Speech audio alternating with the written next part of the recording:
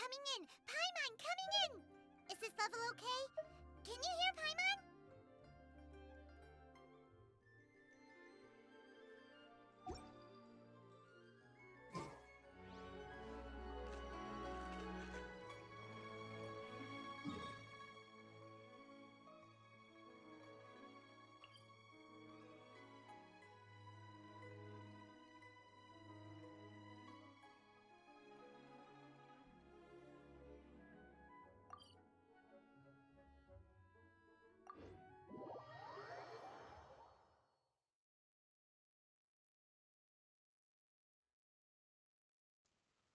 How's it going? How's it going? Winlex the Prophet here. Gonna sneak in a little bit more Genshin Impact.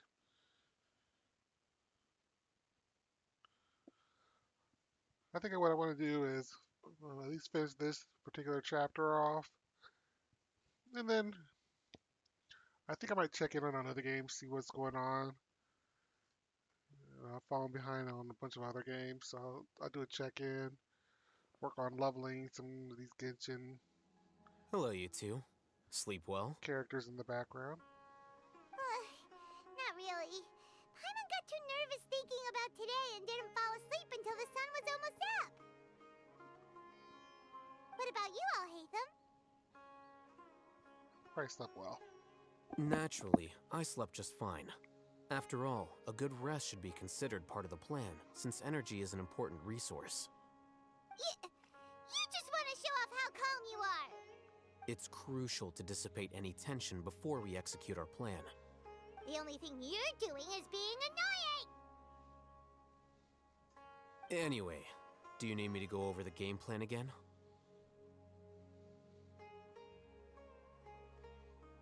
Our target is Grand Sage Azar's office.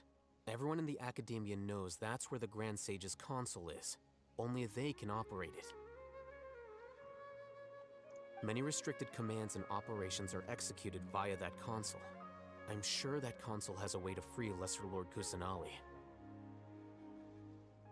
You know, Paimon's been thinking, what kind of technology could let the sages imprison even a god?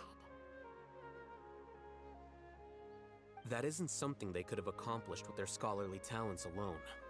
In the sanctuary of Surasthana, there's a device of Greater Lord Rukkhadevata's that she once used to isolate herself while meditating.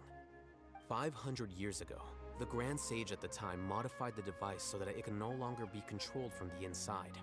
They were effectively trapping one god with the power of another. So, how are we gonna get to the Grand Sage's office? Don't forget, today is Nyargarbaha Day, arguably the most important day to the Academia. The sages and core Academia personnel are busy loading the latest batch of research developments and legal decrees into knowledge capsules so that they can be entered into the Akasha. All the Darshan's researchers have their noses to the grindstone, and the Academia's grounds are flowing with all sorts of people. It's the perfect time for an infiltration. When the Grand Sage leaves his office to supervise the entering process, that's our cue to access the console and free the Dendro Archon. Well, yes. That's just the visible side of our plan, after all. If precedence holds, the Academia should have already started preparing for Nyargarbaha Day. Everyone should be in position. All that's left is for us to lead the charge. Let's go. All right. So are we just gonna walk in through the front door, or...? Yes. Were you expecting a stealthier approach? Paimon can't think of a good comeback. Alright, it's all on Alhaitham if things go south. Oh, I'm back to the right terminal.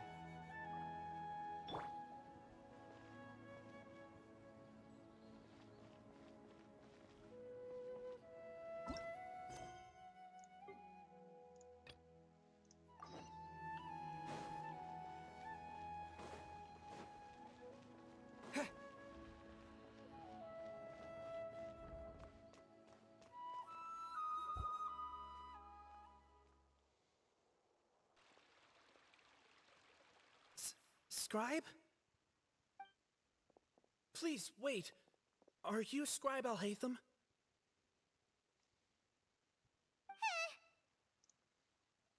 That's me. Is something the matter? I'm in a hurry. No. I was just surprised to see you here. I had heard that the sages were looking for you not long ago, but I didn't know what for. And, also, please don't bring outside guests into the academia. Outside guests? How did you arrive at such a conclusion? Your groundless inference shames the Haravatat Darshan. What did you say? I'm the top student in Haravatat, and I earned 3rd place at the last Inter-Darshan debate. Don't look down on me! That wasn't my intention. As your Haravatat senior, I just assumed that you possessed a greater aptitude for critical thinking. Look, based on what you already know, the purpose of my return and the reason they're here should be obvious. Is that so? Wait a moment. Let me think. Don't tell me the answer. The sages search for you. A blonde-haired traveler. Outside guests. So, from the start, the sages weren't looking for you, but this traveler? And you were gone from the academia for so long because... Hey, shh. Yes, you've proven yourself as the top student in Haravatat. I surmise you've arrived at the correct conclusion. As I expected. Please, forgive me. I wasn't thinking clearly just now. Thank you for getting me back on track. It's nothing. We'll be on our way then. All right. Thank you for your contributions to the academia, Scribe.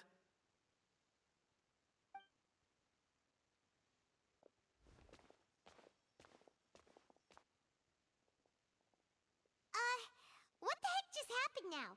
What did he just guess? I'm afraid I don't know either. You have no idea? Mm-hmm. He convinced himself of whatever truth he came up with. That is the so-called pride of a scholar. If someone questions their academic facility, they will instantly feign understanding to keep up appearances. Nowadays, the academia is rampant with this type of scholar. Their obvious farces of intellect only serve to highlight themselves as fools. Wow. So there are special ways to deal with smart people. We don't even need to make up our own excuses. We shouldn't waste any more time. It would be problematic if we missed our window of opportunity. Let's go.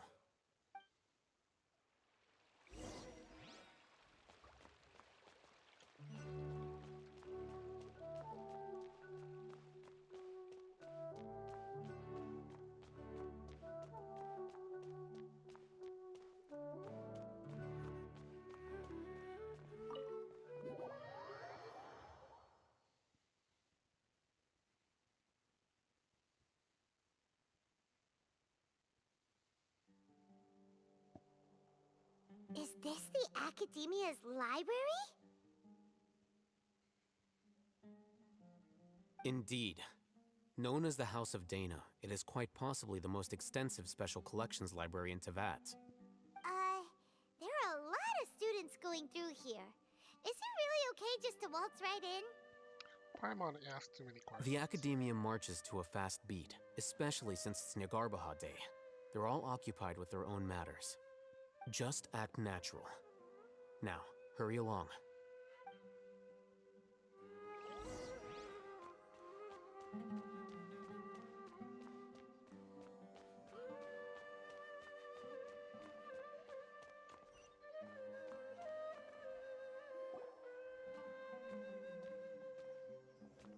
What's this platform for? It's a lift that Academia personnel use to access higher floors. Are we gonna take it then? The Grand Sage's office is up there somewhere. No, not right now. We can't guarantee that we won't run into the Grand Sage. Let's step back and observe for now.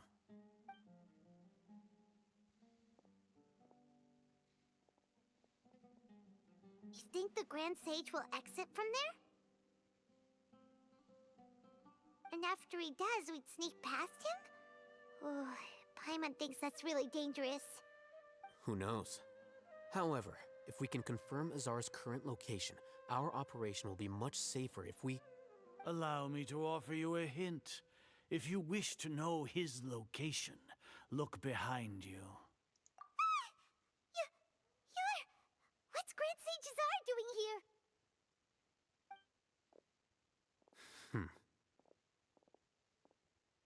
Do not tell me you believed the Academia would not grow suspicious of you after such a prolonged absence, scribe. An eyewitness had informed me of your whereabouts, so I came to personally welcome you. Grand Sage, I didn't expect you to care so much about me. I'm truly flattered. I'm sure, but compared to you, I am far more interested in these two unexpected guests. You are the Traveler and Paimon, correct? It's a pity that only now have I been afforded the opportunity to formally meet two of Sumeru's most esteemed guests.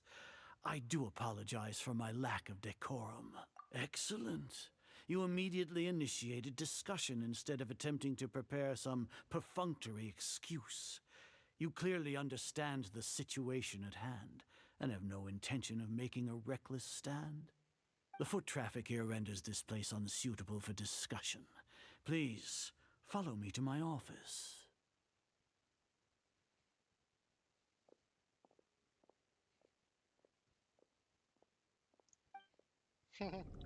Soccer.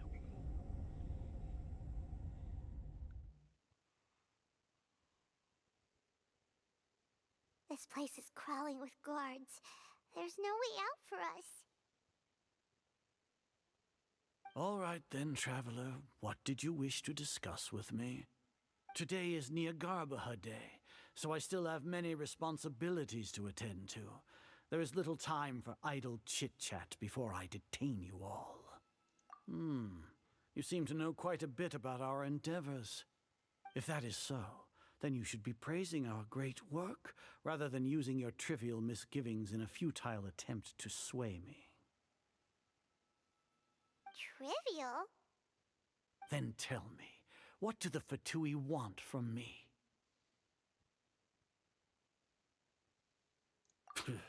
Worthless. Those are all completely worthless. Benefits, divine power. These materialistic words do nothing but debase our great work. Creating a god. Yes, we are using human wisdom to create a god. If humanity cannot attain omniscience and omnipotence, then we shall create a god to reveal them. This is the pinnacle of human wisdom. We shall regain a god's guidance at long last. No longer will we flounder in the interminable void of consciousness and knowledge. Even Irminsul will be freed from its plight. For our nation of scholars, this is the ultimate aspiration. No cost is too great to realize it. You will never understand the rapture of having a god be born within your very hands. With your degree of knowledge, you cannot even comprehend such an emotion.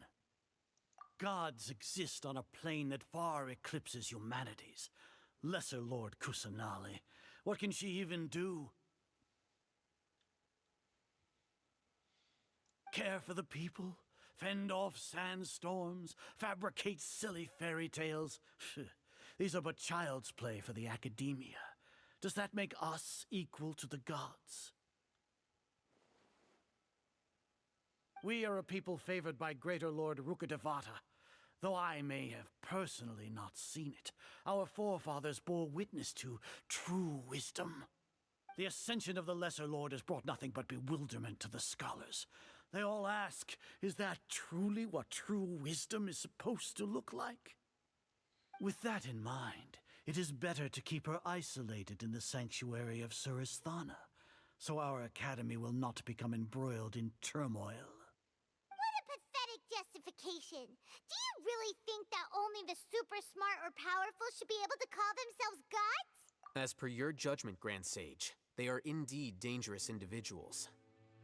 Not only are they acting against the academia, but their ideologies have the potential to lead scholars astray. Looks like there really was merit in my assignment. Oh, Hatham? Are you talking about us? Shut up, Paimon. Anyway, I've brought them to the academia as ordered, but it took some time and trouble. Oh, that reminds me. Here's the investigation report you had requested. It's a summary of my time spent with the Traveler, an array of information about him ready for your perusal. Oh, Hatham! So you're still on the academia side! We finally started to trust you!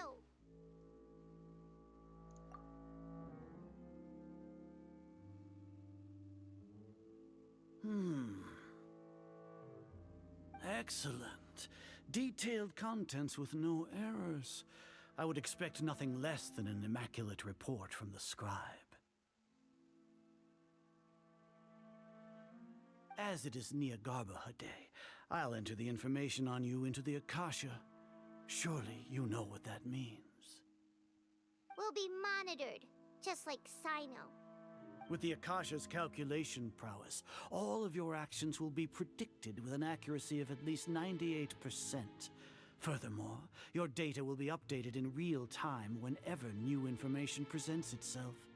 To put it into words you can understand, wherever you go, you will be walking under an invisible leash. This is Sumeru's greatest penalty for dishonest persons. Are you not familiar with the concept that great responsibility begets an equally great suspicion? In any case, you are Sumeru's most concerning external variable. Locking you down will greatly decrease the chance of any undesirable outcomes coming to pass. You're despicable! Despicable? Perhaps from your perspective, but I suppose you had mentally prepared yourselves for this. No, your ploy was to sacrifice the Traveler here, was it not? Lord Azar, I know what you're trying to say, but I've been following your plan this entire time. Why are you doubting me at this juncture? Must I delineate your entire plan? Very well, I will spell things out. First off, I received an eyewitness report that you were spotted with the Traveler at Caravan Ribat. However, you immediately departed for the desert and escaped surveillance range. Judging by the time, you all likely encountered the truant General Mahamatra in the desert. Am I correct? Maybe Paimon shouldn't have mentioned Sino just now. The Academia had not received correspondence from its scribe for a prolonged time. You were also in the company of the Traveler, a close associate of Lesser Lord Kusanali and General Mahamatra Sino, who had defected from the Academia. With their instigation, what was the probability that you would betray the Academia? Rationally speaking, 50%? 70%? What do you think? Regardless, that's only a guess. The facts are that I've brought the Traveler right before you, and I gave you my report. Indeed, your boldness deserves praise. To think that despite status as an outlander, the Traveler is still willing to sacrifice for the sake of your plan. If I'm correct, you have a contingency plan to save Lesser Lord Kusanali and ruin our great work. Sneak into the Academia on Niagarbaha Day, using Alhatham's status as the scribe. For there is a good chance that an opportunity to save the Lesser Lord will arise. Should your intentions be discovered, Alhatham will turn traitor and sacrifice the Traveler, thus proving his innocence. He can then stay inside the Academia and continue searching for a way to proceed forward. As for Sino, according to the Akasha's calculations, he will soon return to the Academia and confront me in person. I suppose this is also a part of your plan?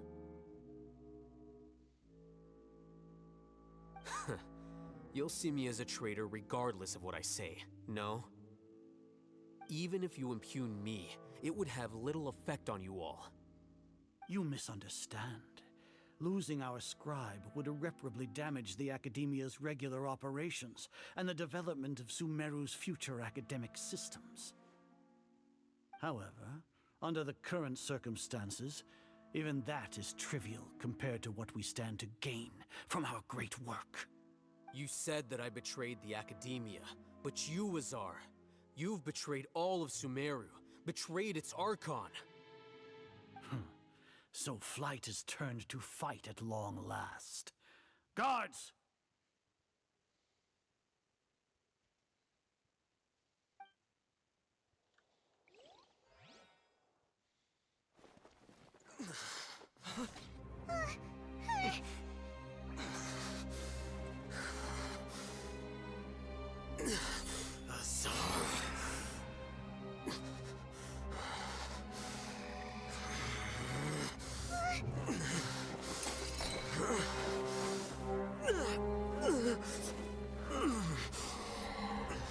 Well, what do we have here? So you stole that divine knowledge capsule? Traitor! You traitor! Even the most rational scholar will yearn for the power of a god in a moment of desperation. Aren't you doing the exact same thing as me, Alhaitham?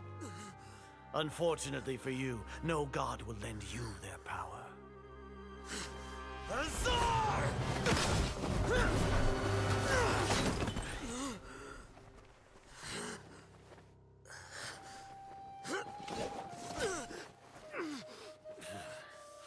He has gone completely insane.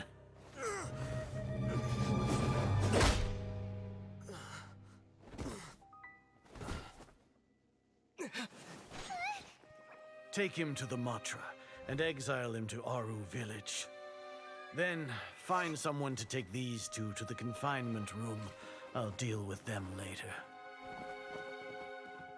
Grand Sage, we've finished all required preparations for Nyargarbaha Day. We may begin to enter the capsules now. Excellent.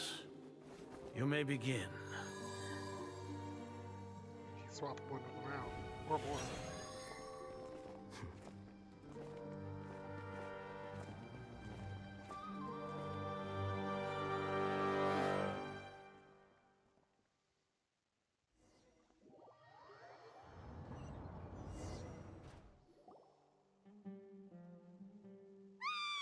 Don't lock us up! Let us out!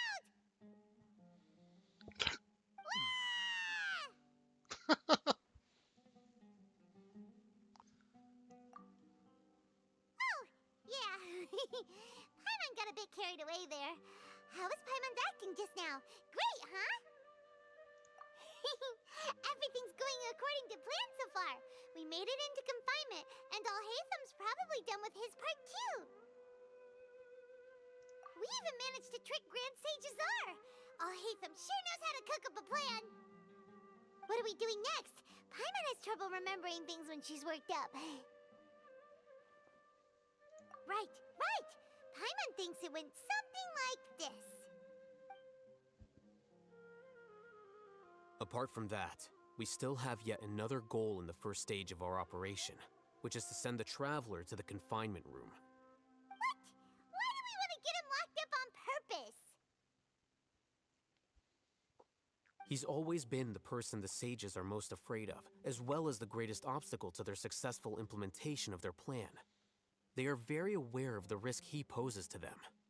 Once the Traveler is imprisoned, the sages will likely think that everything is under control. And with their guard down, the next phase of our plan will have a much higher chance of success. I can already see the pompous looks on their faces. Oh, that's a super tricky plan. But Paimon still thinks it's not really worth it. That isn't the only reason, of course. He has a more important task once he's in confinement. According to the Academia scholars in Ramon's custody, Lesser Lord Kusanali has sealed off her consciousness in the Akasha ever since she was captured by the Doctor. That way, they can't pry any more information from her. Even if we break into the sanctuary of Suristhana, it will take time to awaken Lesser Lord Kusanali's consciousness. We need to do that in advance. So our job orders to wake up Nahida! Okay, totally worth getting thrown in jail for. The confinement room is inside the academia, close to the sanctuary of Surasthana. It's a completely enclosed space, and you won't be receiving any visitors. I'll work with Raman scholars to make some modifications to your Akasha terminal. Once you're in, get as close as you can to Lesser Lord Kusanali and try to connect to her consciousness. However, as for whether she'll actually wake up, that will depend on our luck.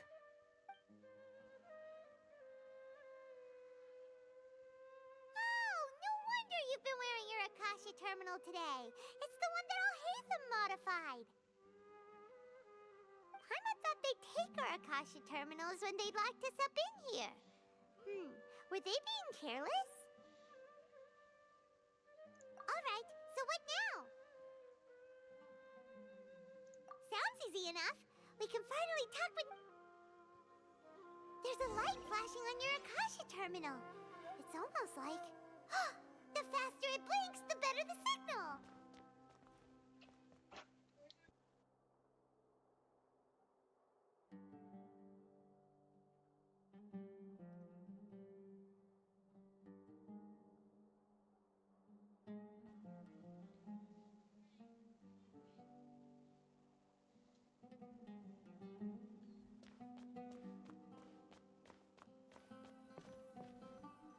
Whoa, it's Mora!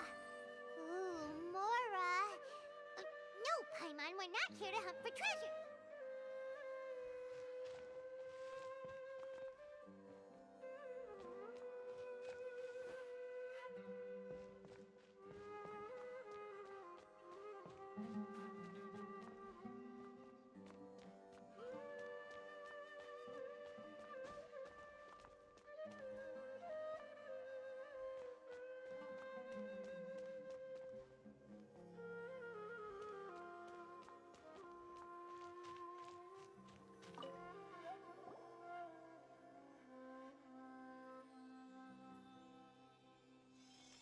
Huh? Is this the right spot? Are you getting anything? Please work. Alright, here we go.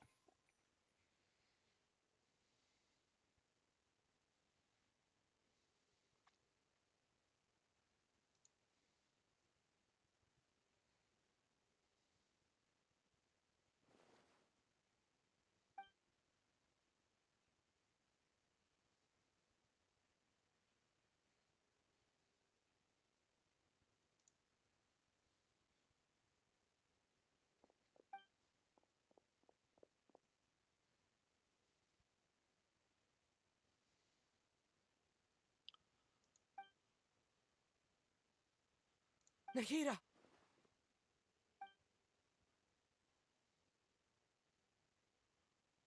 Hey, Nahida!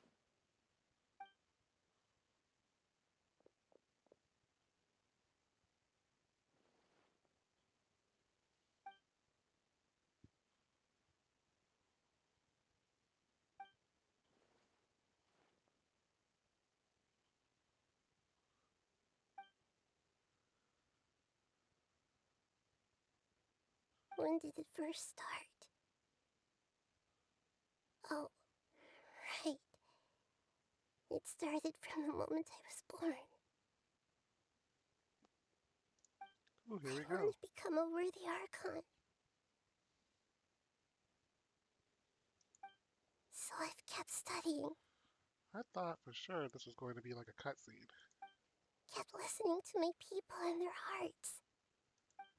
Kept looking for a way to save Irminsul, so I can catch up to Greater Lord Rukkhadevata.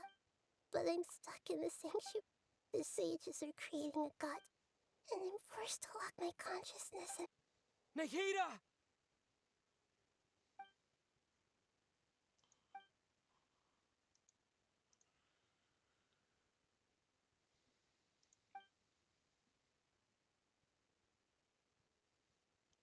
Nahida!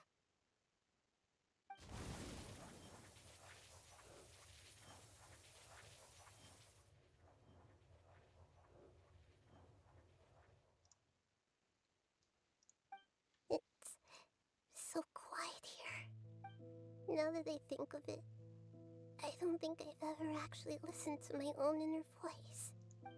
Do Archons have... Should Archons have... Have I been doing the right thing? Am I... How do I... It's so quiet here. Since you're the god of wisdom, you've known the answers to all these questions since the very beginning, haven't you? Who are you? Whose voice is that? You're right, though.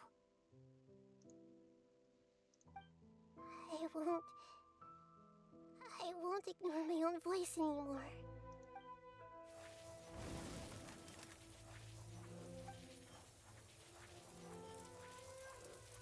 Nahida!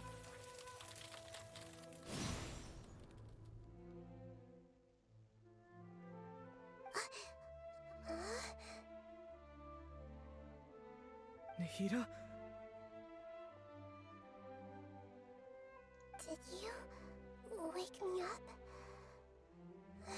Thank you. Why are you here?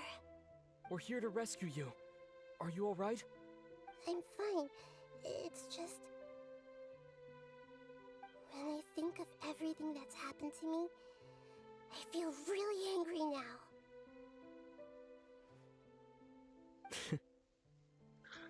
I like You how should the have been dub angry is ages slightly ago. off.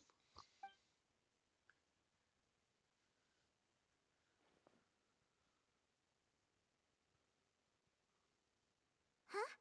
Oh, you're back! How's everything? That's wonderful news! Great! We weren't locked up for nothing! When you went to wake up Nahida, Paimon was listening for any sounds outside. You were out for a long time. There are fewer and fewer scholars going about now. You think everyone's done with their Nyagarbha Day stuff? Yep! So that means our next act is Nilu's performance!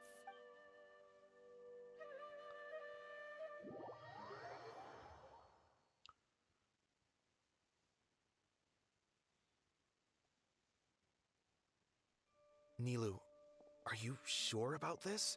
You're taking such a great risk for them. I'm sure, and I'm going. You know that I don't like to pass up any opportunity to dance, and this one is especially important. All right. You seem to have a lot of trust in them, so I won't say more on the subject. But if anything happens, the few of us here may not be able to help you. Don't worry. They've been through worse. Everything's going to be fine. All right. You know, if you really do get arrested, we'll do everything we can to get you back. Be careful, even if it's only for our sakes. Thanks, Mr. Zubair. You're so very kind.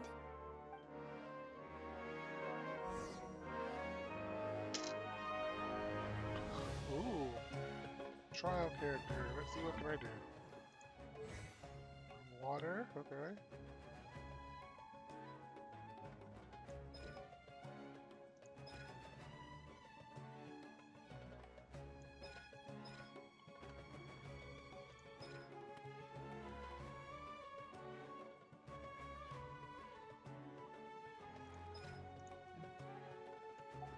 Relaxing days like this are nice. Let's take it easy.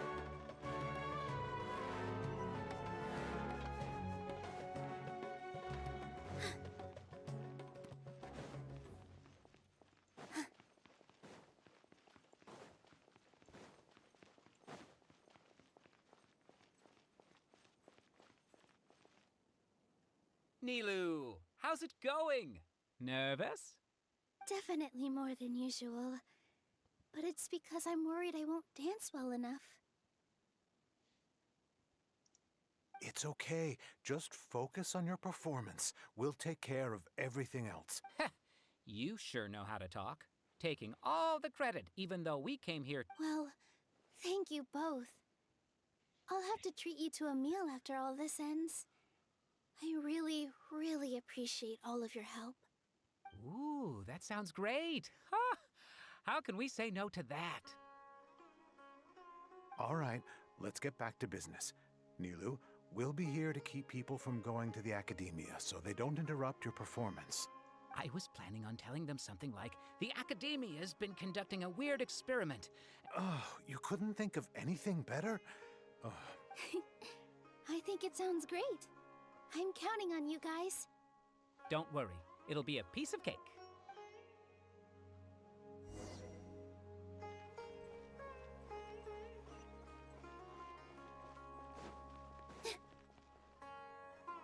Hey, Nilu! Sorry, it's great to see you, but I'm really busy right now. Our Bait People Away with Yalda Candies plan is working beautifully. Do you want some candy? We have more. Vihar, thank you so much for doing all of this. And even dressed up as the Knight of Flowers, no less. I'll pass on the candy, though. I cut back on sweets in the period leading up to a performance, and I'm about to start one. You have a point. The stage is cleared and everything's ready, so you can start your performance at any time. Yeah, thanks to you. I'm really grateful. All right, time to hit the stage. You're welcome.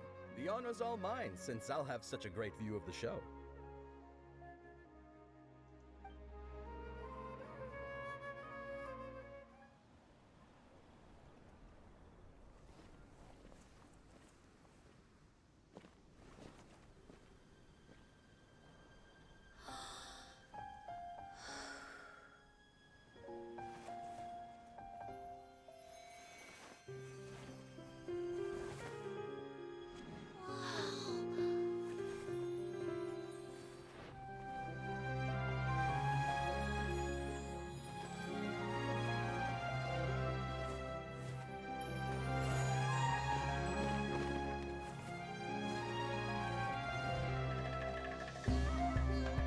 I've never seen a performance like this. This is incredible. Yeah, but I heard that public performances like these have been banned. I can't believe she's doing this here.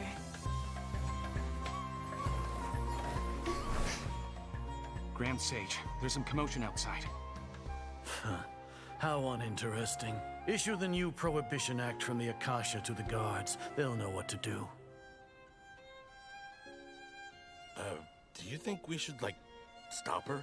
Let's just watch for a little bit longer.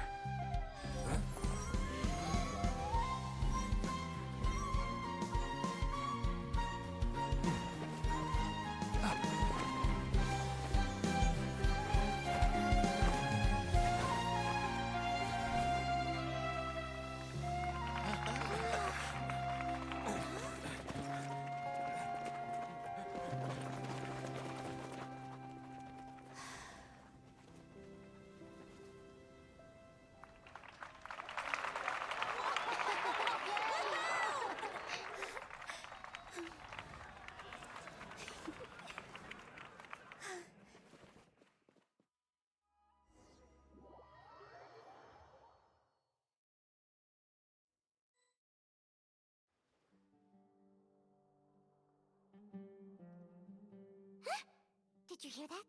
It sounds like a lot of guards just ran by. Does this mean the plan has moved on to the next stage? Yep. It's great that everything seems to be going well. Come to think of it, when did Alhaitham replace the knowledge capsule that was about to be entered into the Akasha? Oh, so that's when he did it! Paimon was too nervous to notice. Speaking of, didn't Alhaitham also yoink the divine knowledge capsule from that mercenary leader and...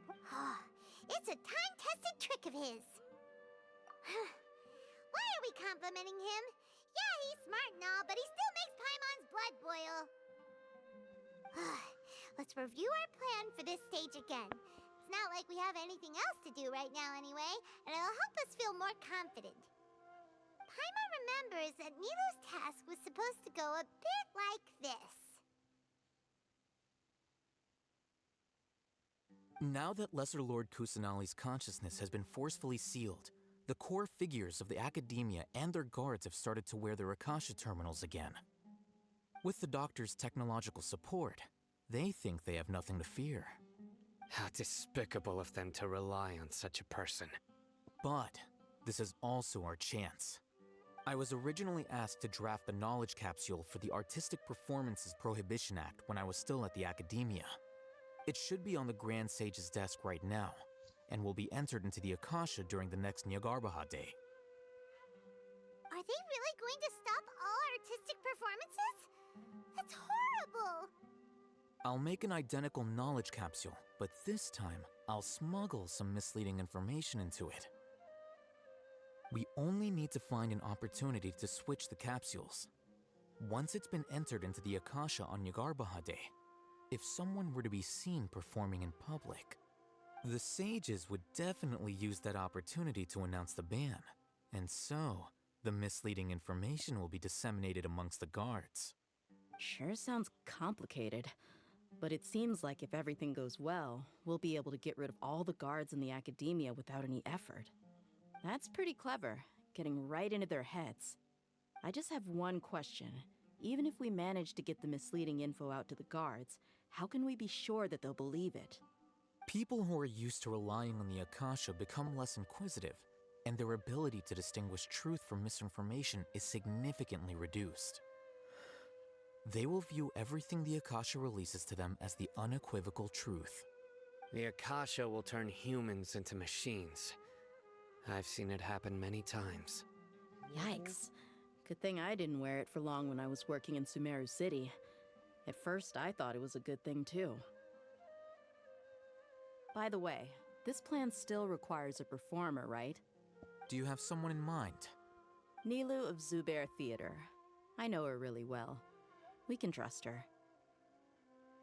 I'm kinda hesitant to ask her to participate in a dangerous plan like this, but we can ask her in person.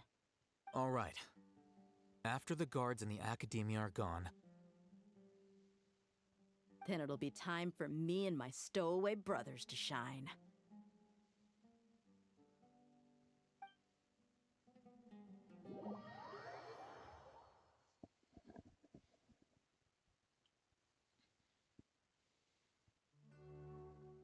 Here they come. Did you see that, Raman? They came out from the Academia in droves.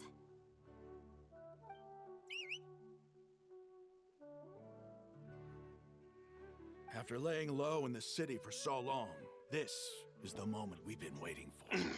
My brothers have already sprung into action. We couldn't do anything to them inside their coop, but outside the Academia, this is our hunting ground. With a lioness like you, the prey sure won't be able to run far.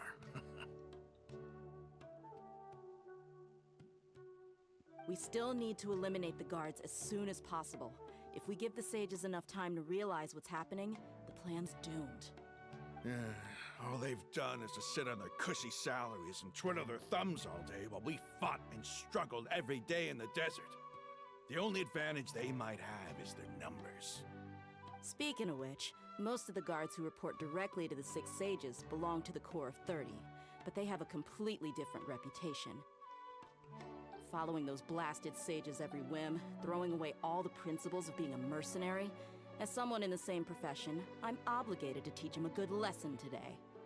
Indeed, the trap has been set. All we need to do is lead them there. All right, let's each take a road and herd those scattered guards back into one place. Make sure to attract their attention. Isak will be the key. You gave such an important task to that child. Will he be okay? It'll be fine. Isak was so determined to help, so let's put our faith in him. Besides, even if he's caught, the guards would be too scared to do anything to him. They've never seen Lesser Lord Kusanali in person, after all. You've got a point. Anyway, I think I see them coming. Let's head out. Good luck.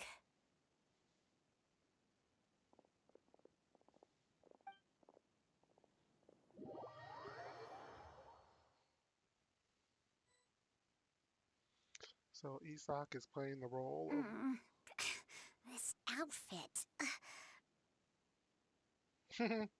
Hey, Do you remember what you need to do, Isak? When the guards get here, you'll pretend to be Lesser Lord Kusanali and run away from them. Oh, yeah, I remember. Of course I do. I'm just a little nervous. Relax. Don't think about getting caught. Even if that happens, we won't leave you behind. You only need to think about getting the guards' attention and leading them to the Grand Bazaar. Leave the rest to us. Okay, got it. I'm here to pay back Lesser Lord Kusanali for helping Grandpa. I won't get cold Hey, they're here. I can see the Academia guards.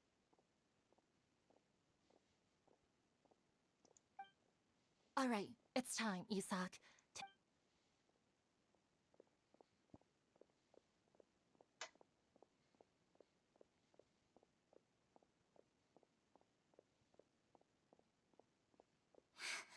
Why is there a guard over there? Did he already run ahead of me? This is different from our plan.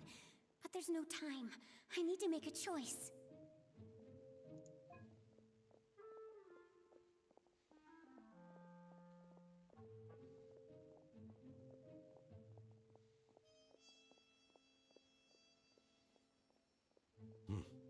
Let's have a look behind the house. What should I do next? Huh. Looks like nothing's here. A wasted time. Luckily, he didn't check behind the tree. What should I do next? The guard looks alert. What should I do next? Hey, stop! I saw you. Don't try to run.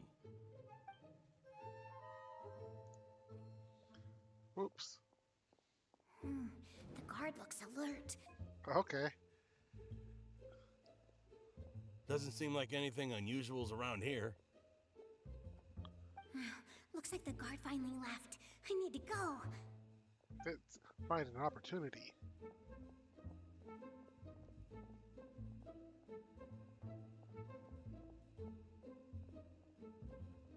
Hey! Lesser Lord Kusanali is over there! Stop! What? Lesser Lord Kusanali? How did I not notice that? They found me. This is bad. Where should I... The target suspected to be Lesser Lord Kusanali has escaped into the Grand Bazaar. Assemble and arrest her!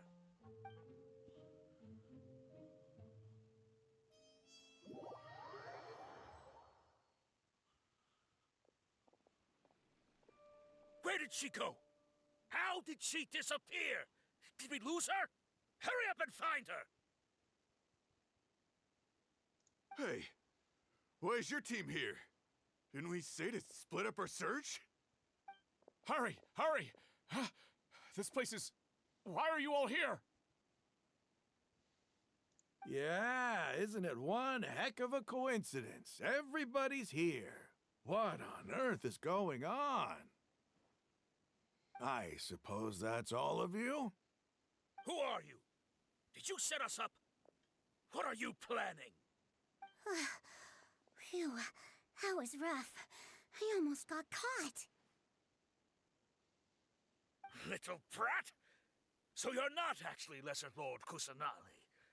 Who exactly are you all? Eremites from the desert? Just some colleagues. Think of this as a business competition, or a personal grudge. After stepping into our traps, stop thinking of yourselves as hunters.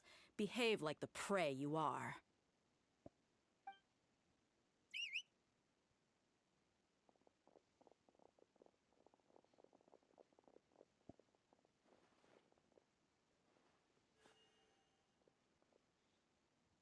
An ambush? How's that possible? This is Sumeru City, but mercenaries from the desert somehow ambushed us! You've spent all your time hiding away in the academia. This place has long since become our hunting ground. Brace yourselves! Attack!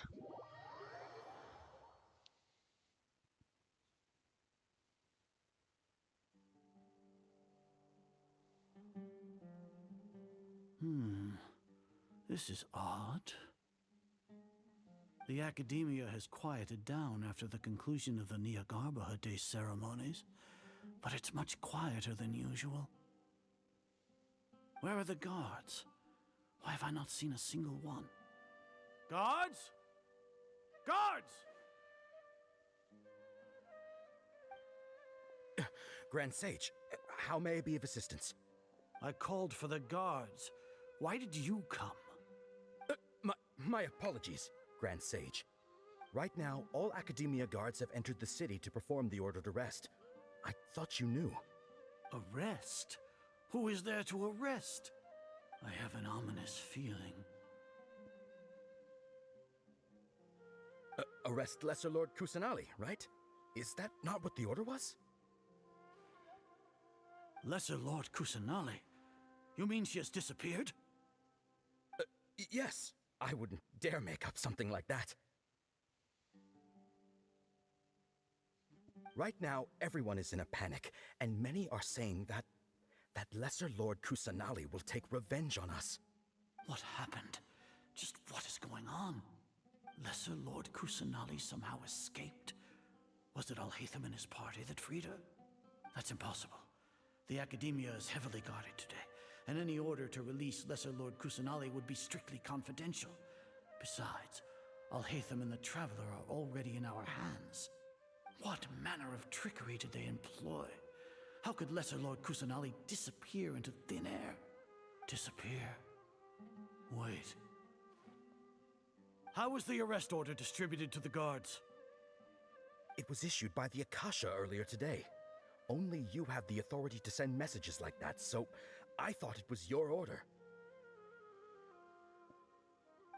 Let me check.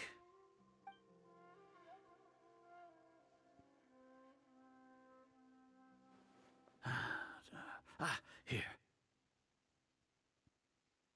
Lesser Lord Kusanali has escaped from the sanctuary of Surasthana. Go to the city and arrest the escapee immediately. The Akasha indeed contains this information, and it clearly appeared in my mind. How did they bypass my permissions to issue this kind of message? Was it the report about the Traveler that Alhaitham submitted? No. I specifically checked that knowledge capsule before entering it into the Akasha. Could that have been a red herring? Well, even if I figure it out now, it won't make any difference. The important thing now is to confirm Lesser Lord Kusanali's status. Have you been to the sanctuary of Surasthana to confirm that Lesser Lord Kusanali has indeed escaped? Confirm? No, I haven't. It may be a bit offensive to say this, but Grand Sage, what you're saying doesn't make any sense. How can the information in the Akasha be inaccurate? What the Akasha decrees is fact. That is common knowledge to all of us. If we have to confirm the information and knowledge from the Akasha ourselves, then how is that any different from us learning that information ourselves? Wouldn't Greater Lord Rukkhadevata's legacy lose its meaning that way? In the beginning, it was I who asked you to believe in the Akasha, to believe in the legacy left by Greater Lord Rukkhadevata. Oh, the Are you trying irony. to use my words against me? No, Grand Sage. I'm merely confused because I believe in you. I never meant to refute you. Stay here and see if there are any suspicious people around. I'll go to the sanctuary of Surasthana on my own. Yes, Grand Sage.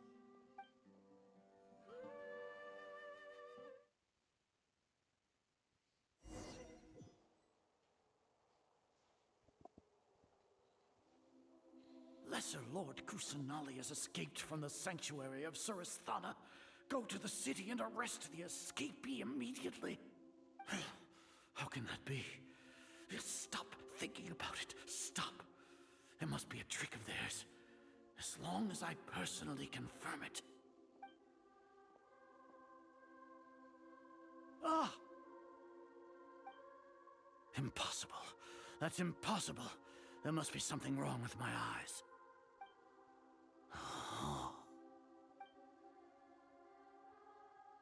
Huh? She really appeared again? What is the meaning of this? What a comical sight is our. Oh, Once the Akasha has put certain thoughts into your head, even the Grand Sage can no longer see what's right in front of him. You all can only see the world in your mind, the one you think you know. And precisely because of this, you disregarded Lesser Lord Kusanali's existence. She has been a wise and worthy Archon. Sino, have you been waiting for a chance like this? The Akasha predicted that you would return to the Academia to confront me, but I didn't expect it to turn out like this. I was careless. No, you were blinded. Your faults stem from your reliance on the Akasha. You're still the same as always. I truly did not expect a proud person like you to cooperate with Alhaitham and the Traveler. People change, Azar. Admit it. The Akasha can't predict my actions anymore. Then tell me, what have you found during your investigation? You want to buy time? This is the sanctuary of Surasthana. Under your own regulations, even Academia staff are forbidden to come here. No one will come to save you. As for the investigation, I've at least confirmed that you are guilty of insurgency against the Archon. A serious crime. So what? Did you do all of this so I would plead guilty in front of you, General Mahamatra? No. I want you to plead guilty in front of the Archon herself. You once said that I had no standing to judge you. So now, how about judgment in the name of a god? Ooh, boss fight?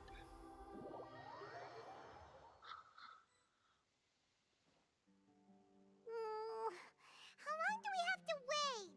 Paimon wants to know how things are going out there. Paimon hasn't heard any sounds outside for a while. Yeah, but aren't you scared that we might be locked up in here for the rest of our lives? Thinking about it, at least Paimon has you. We could still chat like this. When Paimon thinks of Nahida being imprisoned alone in the sanctuary of...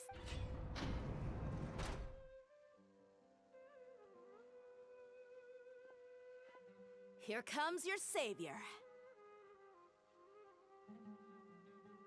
Yeah! Paimon just knew you would come to rescue us!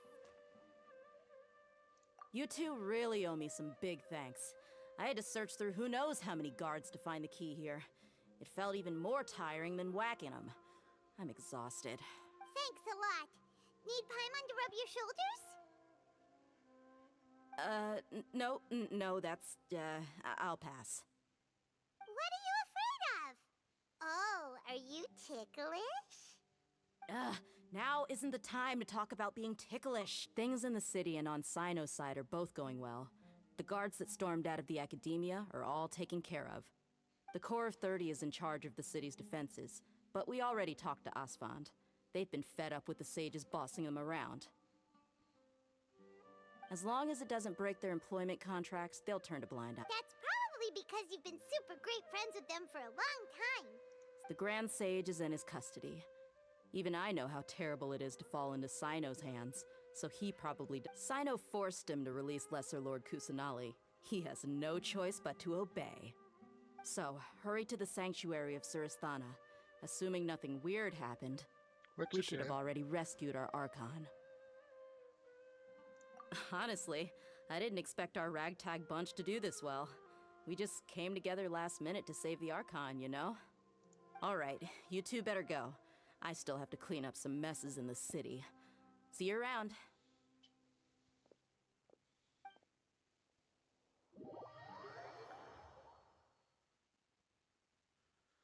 This upcoming boss fight is going to be epic. I hope I'm up to the task. Actually, no. Think about it. How am I doing on food? 26.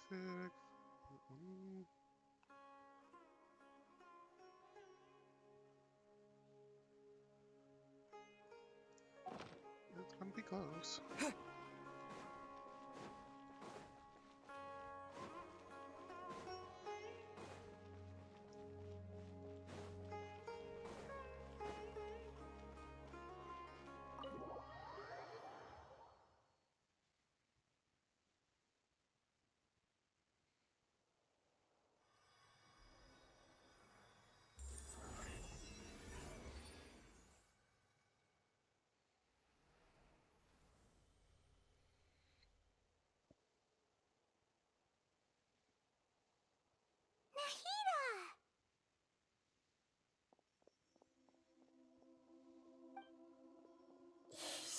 say it's nice to meet you. This is the first time we've met in real life.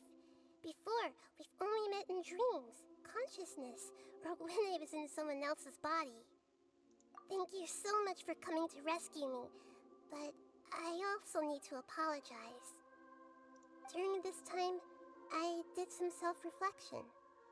My sense of inferiority and yielding to the academia led to all of this, and created so much trouble for you all. Exactly! We're here because you're a good Archon and one of our friends! Thanks, you too. Amazing. So this is how it feels to walk out of that cage with my own body. It's like I just had an endlessly long dream. I can't even tell if I just woke up or was only now born into this world. My concept of self has become so clear.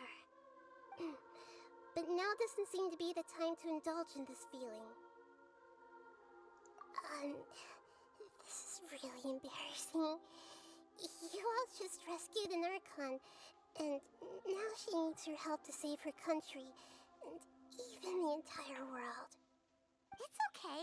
With you here, Paimon's sure that everything will work out. There's one more thing.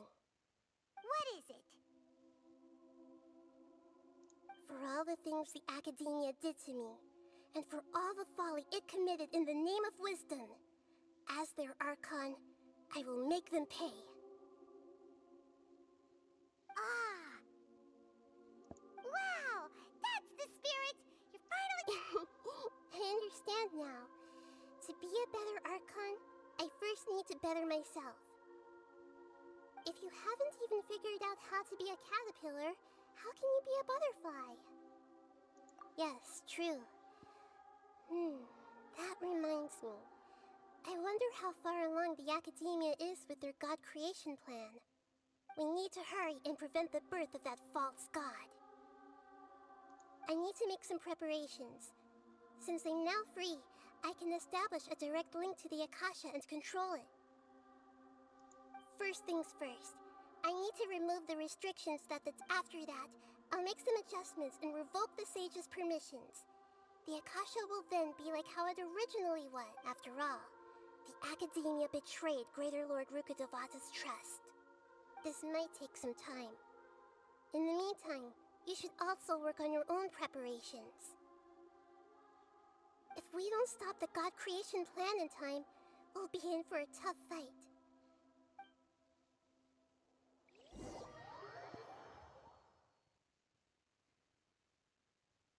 You might as well prepare for a fight.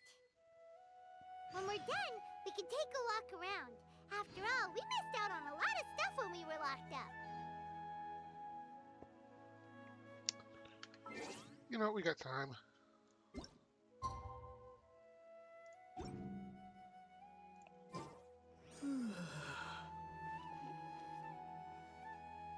That's really close from now? Okay.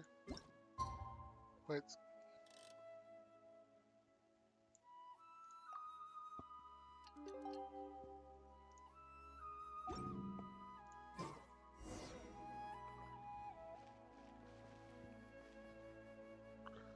I guess this is giving me time to make my own preparations.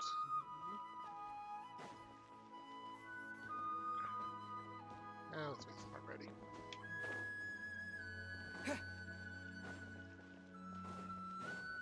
Let's do this. I thought about getting more food, but if I need so much food that I run out, I'm doing something wrong. How's it going, Nahida? I'm done with the parts that needed my involvement to complete. Although it's my first time working with the Akasha like this, its internal structure and operation procedures are easy for me to understand. Greater Lord Rukkhadevata's design is truly brilliant. Oh, also, this is for you. Huh? Ooh. What's this little floaty thingy? It's a small device I put together just now. You can think of it as an upgraded Akasha terminal. You may not need it right now, but it should be helpful in certain situations. Wait! This thing has the same characteristics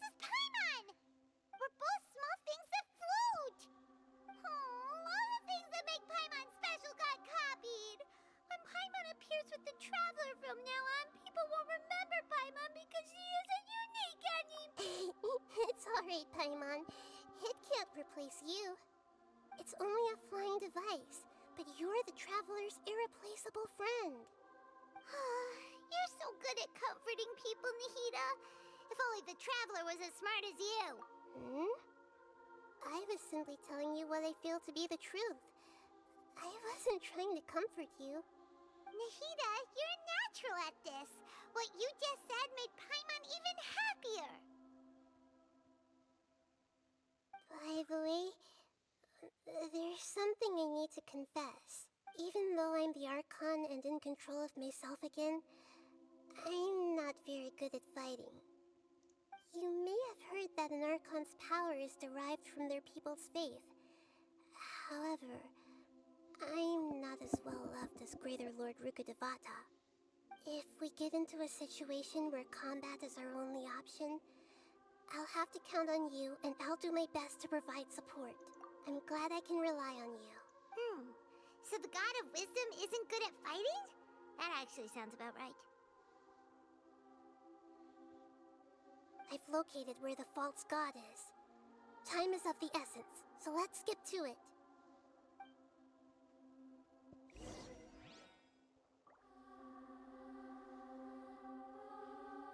Go through.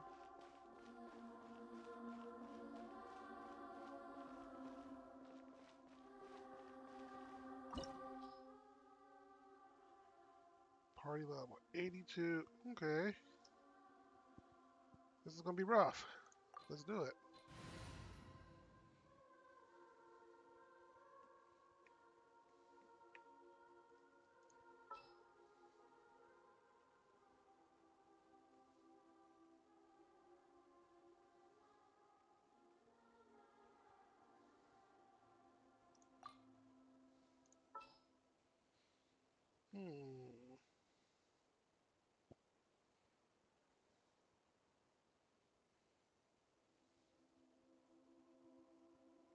Let's go survivability right now.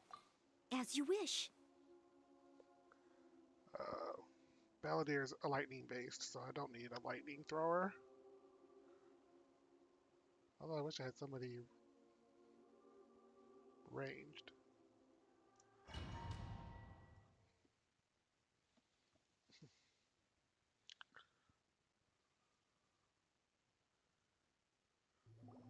What is this place? Is this really the way we need to go? Wow. Who would have thought there'd be a place like this hidden right slap bang in the middle of the city? The sages wanted to realize their god creation plan without being discovered. The safest and most convenient way would be to build within the academia itself. That's true. They were already hiding one god, so why not two? Judging from the structure here, the project is a huge undertaking. The sages really saw the god creation plan as their ultimate goal. But this place doesn't look like it could have been constructed by the academia alone. The Fatui under the Doctor sure didn't hold back. They provided a lot of technological support. Yeah, or else they wouldn't have been that generous. Is that it, though? I've always felt that this Doctor is different from the academia sages. He doesn't seem to share their sense of urgency. Instead of being interested in the end product, it's like he's enjoying the experimental process. The Fatui Harbingers are all such weirdos. So, the Doctor being weird is actually normal. So, this Fatui that they're trying to turn into a god is called the Balladeer? We had previously come into contact with his consciousness. He harbors particularly strong obsessions. One is the desire for a gnosis, since he was created to be the vessel for one. The other obsession is probably related to his past. I can't quite explain it. Paimon knows that he was a prototype puppet for the Raiden Shogun before he became a Fatui Harbinger. That's why he wants a gnosis so badly. There's no way he'd willingly be a test subject. Now with that temper and ego of his. It sounds like you know the Balladeer quite well. I see. what he's like. The more we know now, the better we can plan for and react to any future situation.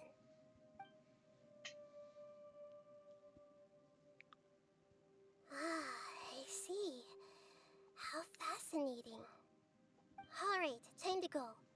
Let's get through here and meet him in person. He's been waiting for us.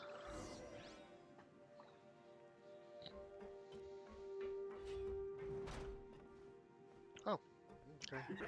Work time! No more! No excuse for stopping!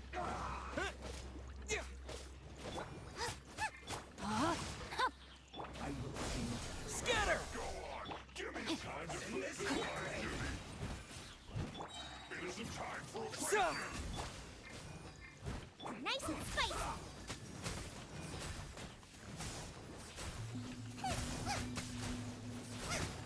Time to clean up. No slacking off! Out of the frying pan. Rain outlines your fate. Body and mind. Let me weave you a... Propagate! Scatter!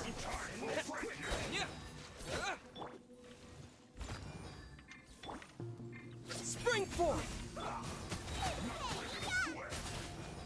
Boba, get them!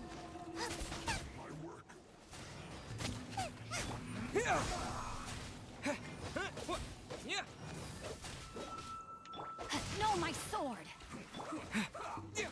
Propagate!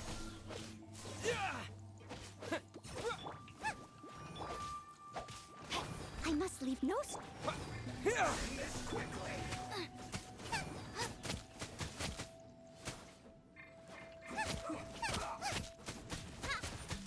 Scatter! Propagate! Racy, nice and spicy. Rain outlines your fate. Rain cutter! Scatter!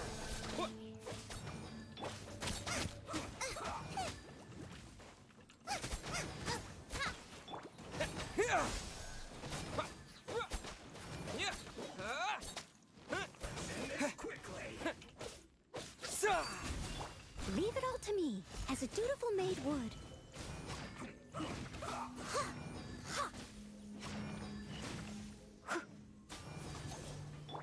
Propagate! Out of the frying pan.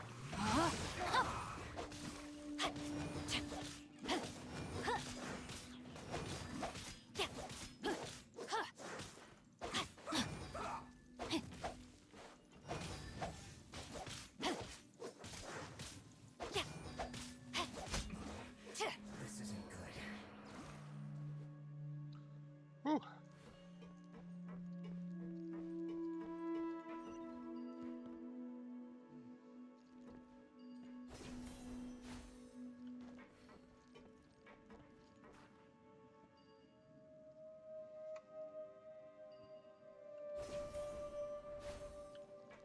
It looks like we can climb up these pipes.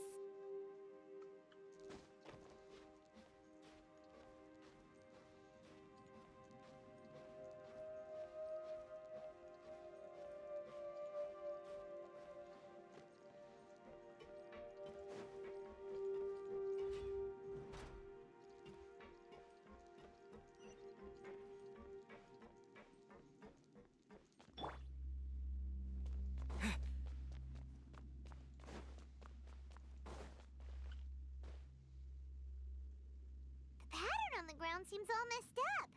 Let's go around and see if there's a way to fix it.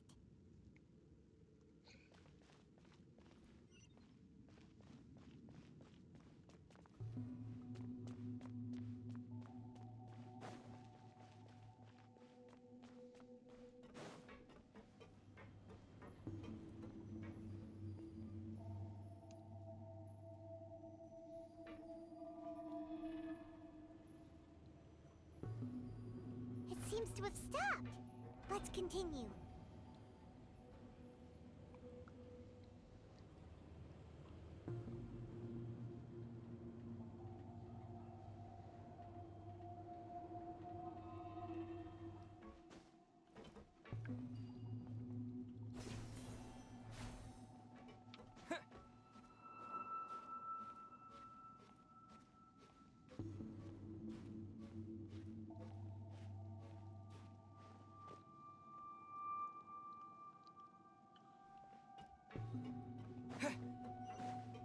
Scatter!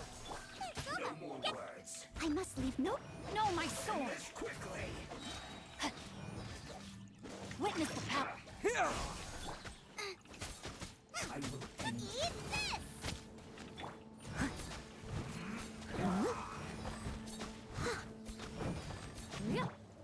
Nice and spicy. Scatter!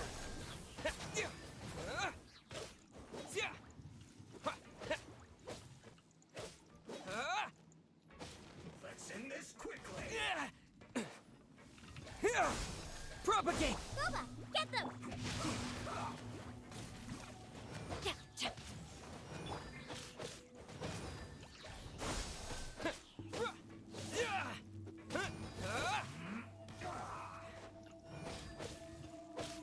Scatter!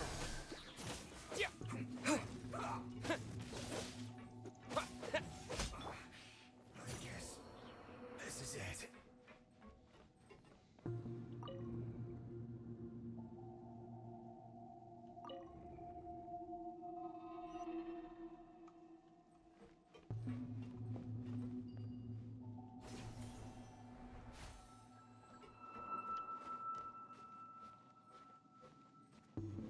I wasn't expecting this to be quite the puzzle.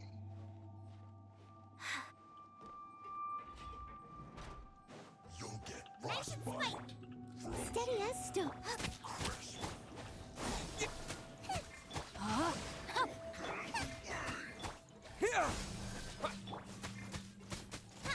Boba, get them! As a good knight should. It's time for a flash freeze. Scatter! Chill to the bone. Out of the frying pan, into the fire! Rain out. Lines your fate.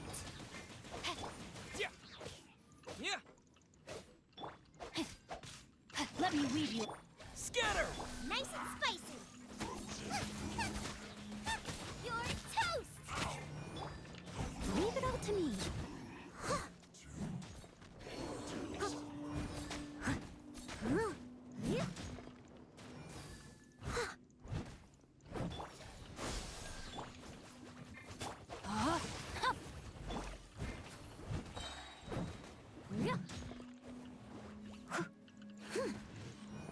As a dutiful maid would. I'll catch up.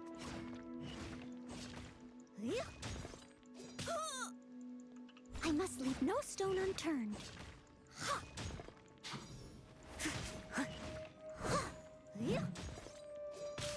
Propagate! Rain outlines your.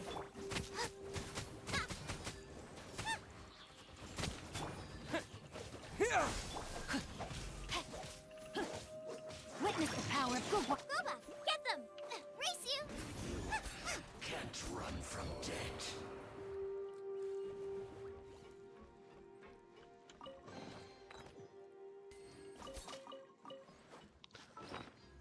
Alright, let's get some of these lesser foods.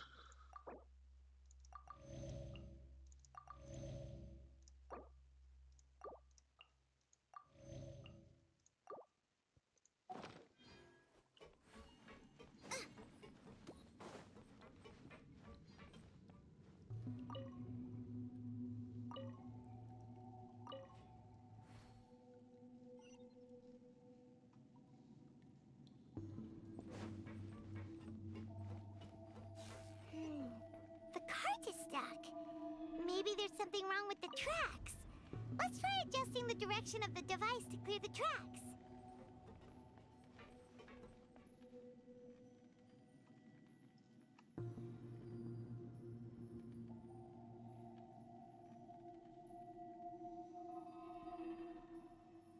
See, there's one over there.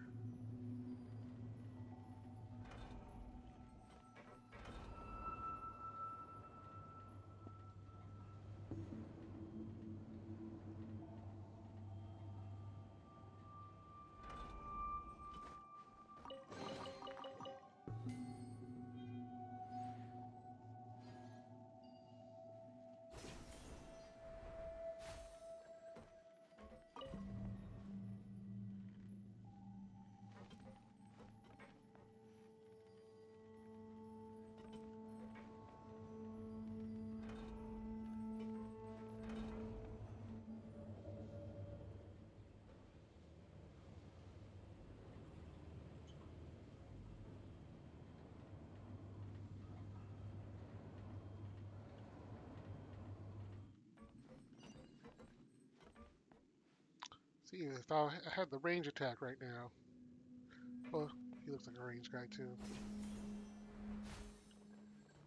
I'll put you on. Propagate! No, my sword!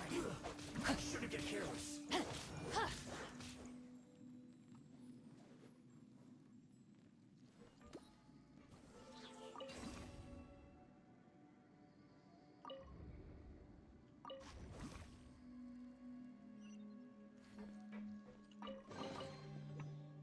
That was cool, I guess. Alright, this is one more.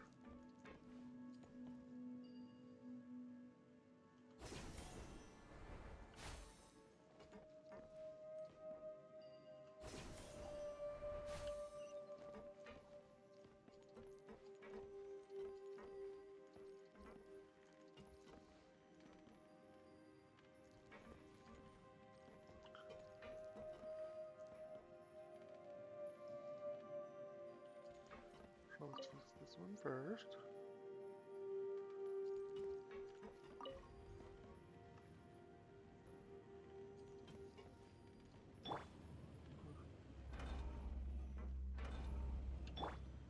Actually, yeah, I want to be on this one.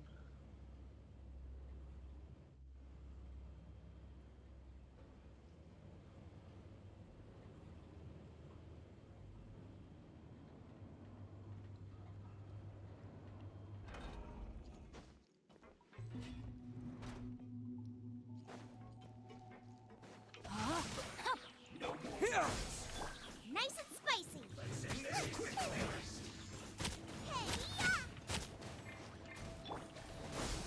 Germinate!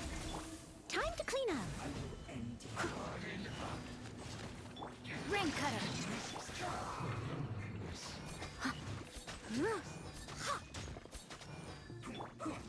Propagate!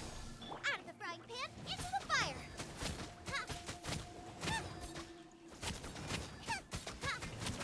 Here! Scatter! Boba, get them. Propagate!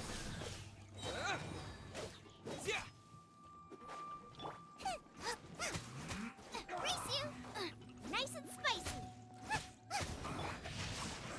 Time to act. Come at me. Here! You can't run. Grease you. Shouldn't get careless. Yeah!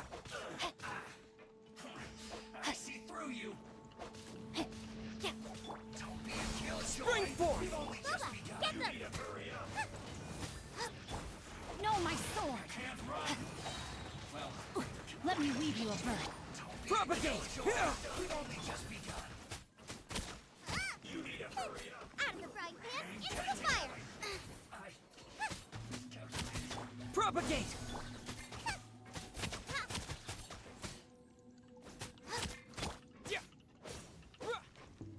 Scatter!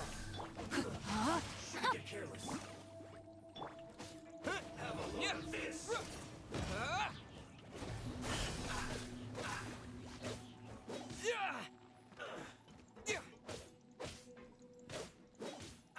Here!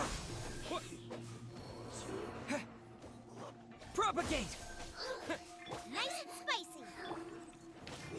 No, my. I have taught you everything I know.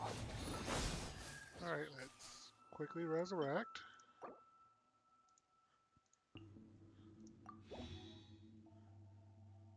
And,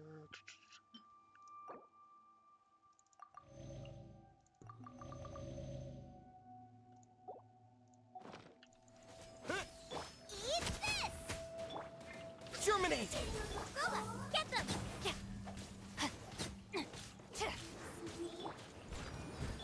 Scatter! Out of the frying pan. Here!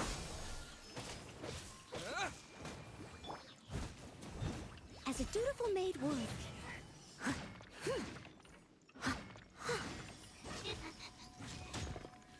Leave it all to me.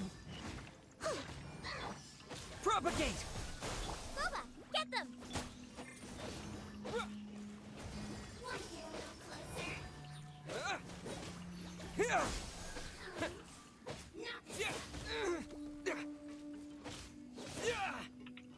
after another. Nice and spicy. Ha.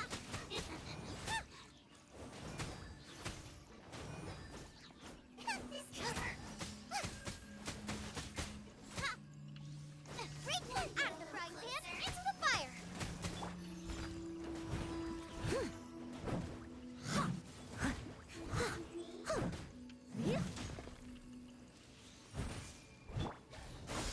Nice and spicy.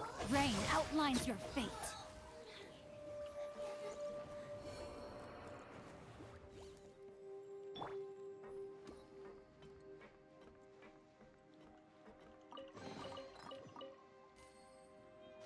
All right. Whew.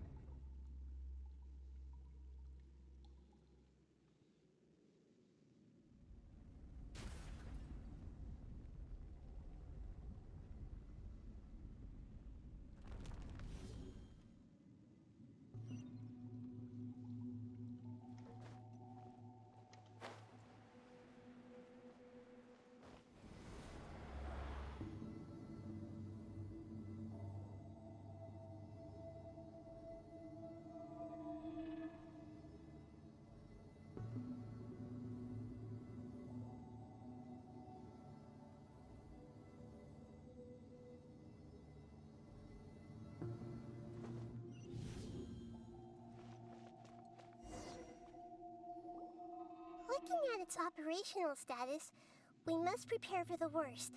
The god they wanted to create is likely close to completion or already completed. Oh no, what should we do? Paimon can't imagine how hard it would be to fight against a Fatui Harbinger with a gnosis. Are you nervous, Paimon? If you really want to know, of course Paimon's nervous. Aren't you too, Nahida? Yes, I am. This is probably the first time I faced with a calamity of this degree since my birth. I feel not just nervous, but curious as well. Curious? Curious about what? Curious about our fate. To me, everything we perceive in this world, everything we learn, and everything that happens to us is considered knowledge. And if it's a form of knowledge, then it can be understood. However, only fate is about that which has yet to occur, so it has always drawn my curiosity.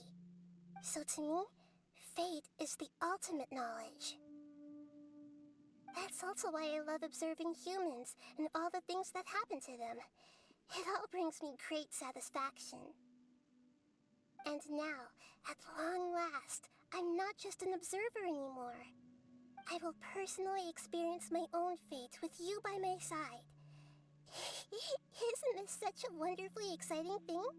Ah, so that's what you mean. Paimon thinks she understands what you're feeling. Agreed. Okay, let's continue on. I can sense his aura from here.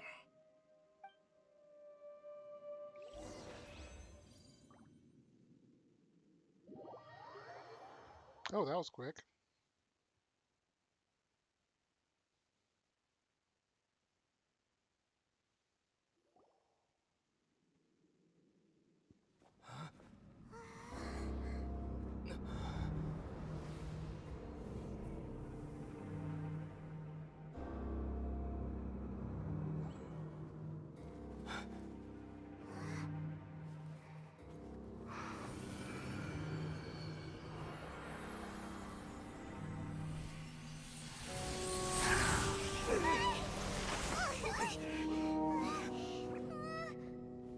Who would have thought the world would be so eager for my birth? I remember you, Booer, the god of wisdom, and standing beside you, the traveler. Is he all-knowing and powerful now like Greater Lord Rukkhadevata? No, I can't feel the same kind of divinity I felt from the Greater Lord. It seems that the sages didn't get the chance to infuse the divine knowledge capsules into him. But even still, he has undoubtedly become a true god now. So we're too late? The Balladeer has already become a god? The Balladeer. A long bygone title. When my spirit ascended to divinity, I felt as if I had existed for the same number of epochs as heaven and earth. Looking back, the existence of what once called itself Kunikazushi appears infinitely small and ugly.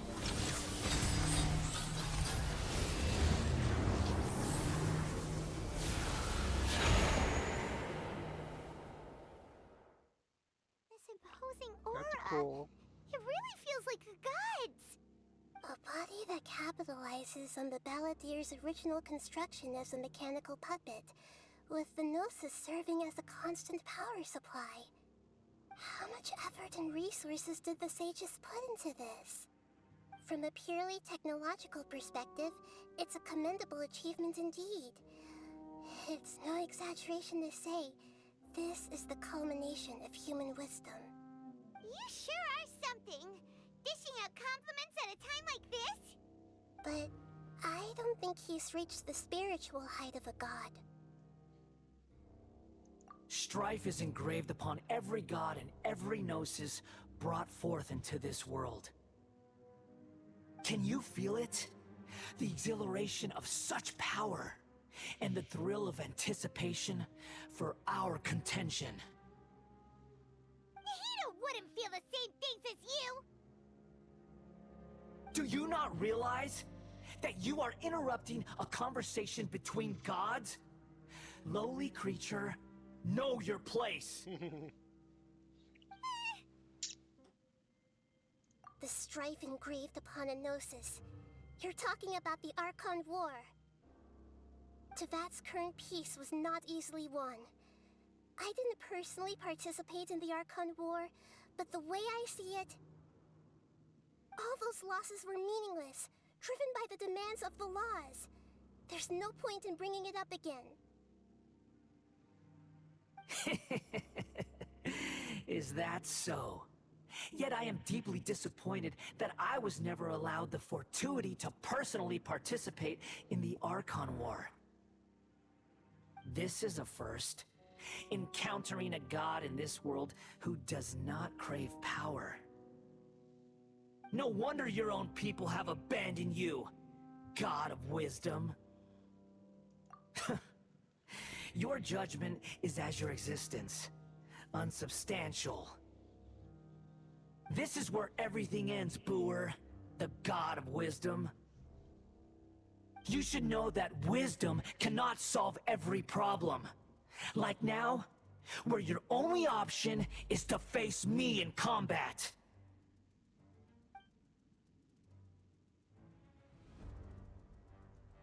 Come! Let us reenact a scene of the Archon War. Come and inaugurate my birth as a god.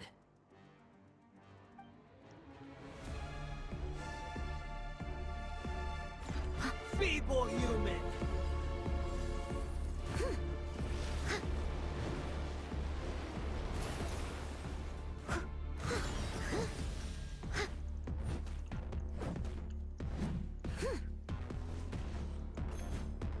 Insignificant pest!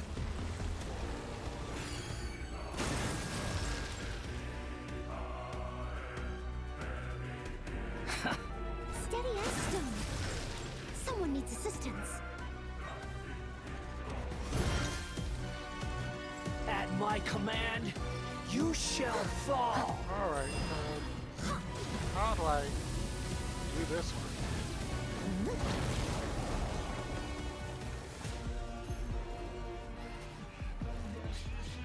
Insignificant pest!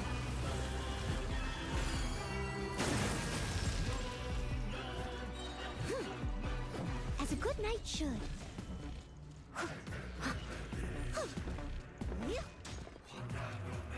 Feeble human!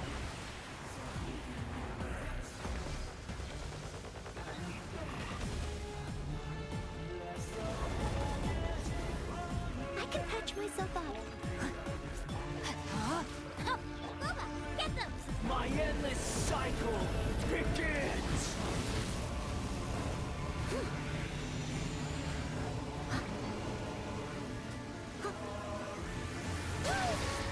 They still need me. Insignificant pest!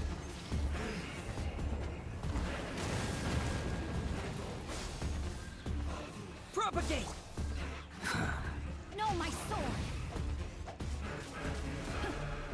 Feeble human!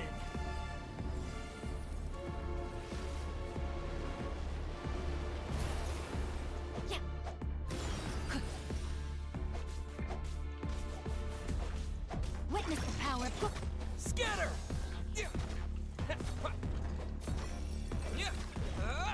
At my command, you shall fall! Propagate! Spring forth!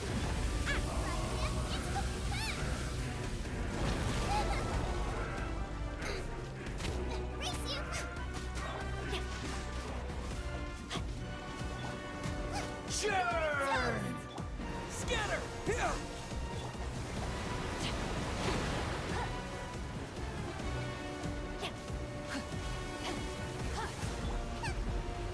Scatter! Insignificant pest!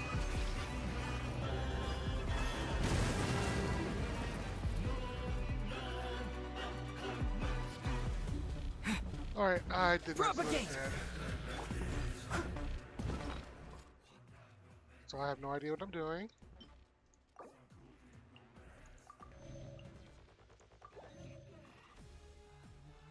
I should probably throw some defense up.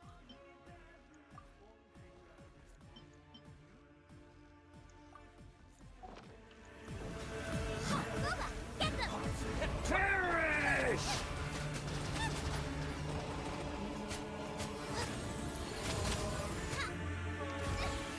Help! Degenerate's attacking! My endless cycle begins! Race you! Nice and spicy! Now I'm really in... Let's see, boy.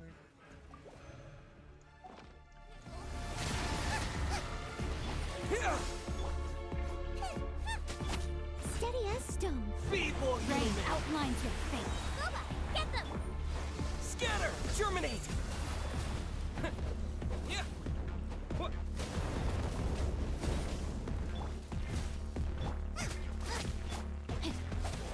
Rain cutter. Yeah.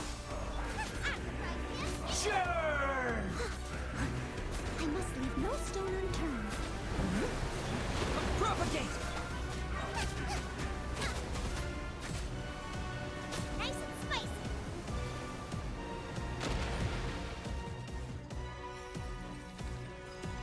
At my command, Race you shall fall!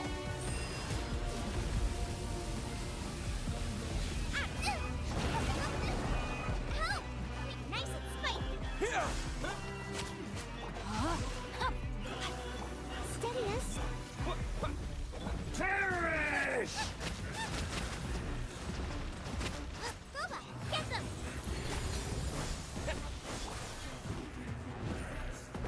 Insignificant pest!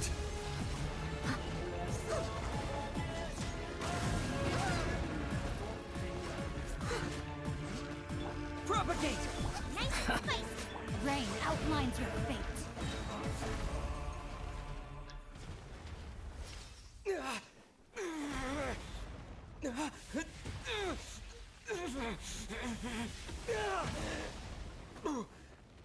Whoa.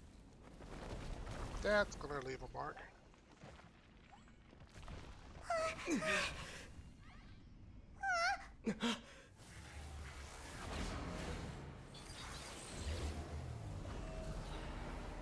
Oh boy.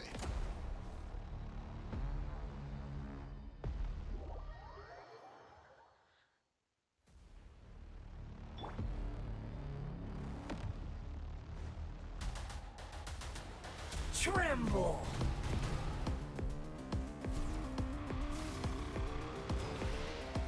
Burn to oblivion! Someone needs yeah.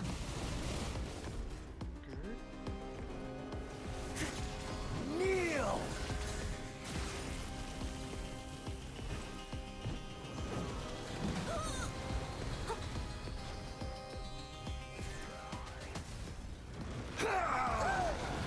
Someone needs to sit. Leave it all to me.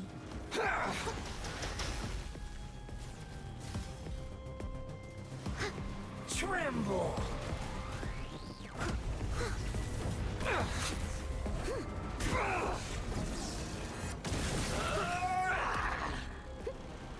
Someone needs assistance.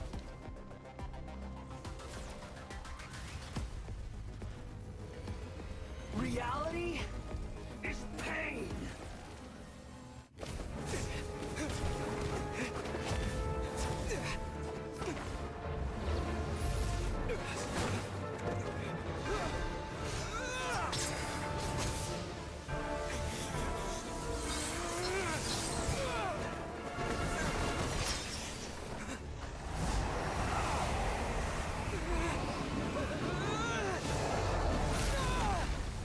Ow.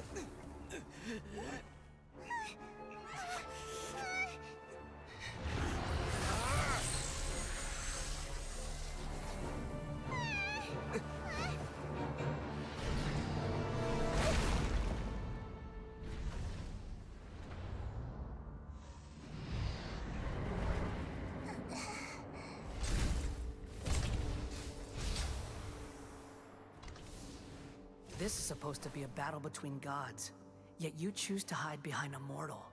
And now, you're acting like you'd sacrifice yourself for a human. Are you having fun proving a false sense of heroism to yourself, Booer?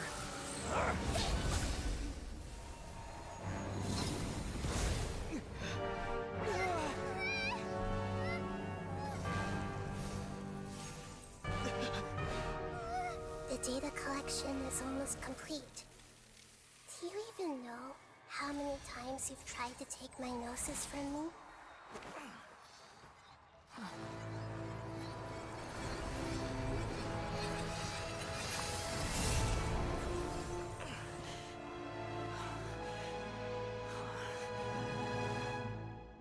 We just concluded the 168th loop. Did you know that in the effort to create you, the people of Sumeru were forced to live through the exact same number of Sub-Zerus festivals and samsara cycles? The power of dreams. When did you use it on me?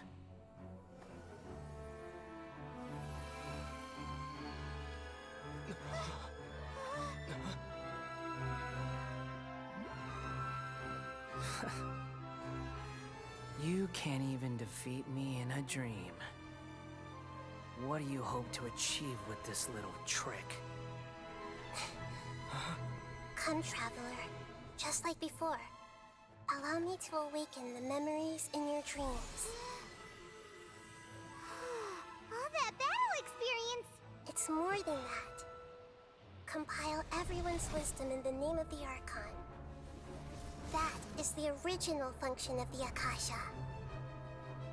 I've sent everything that happened just now to the people of Sumeru in the form of knowledge. I've asked them to help you find a way to defeat the false god.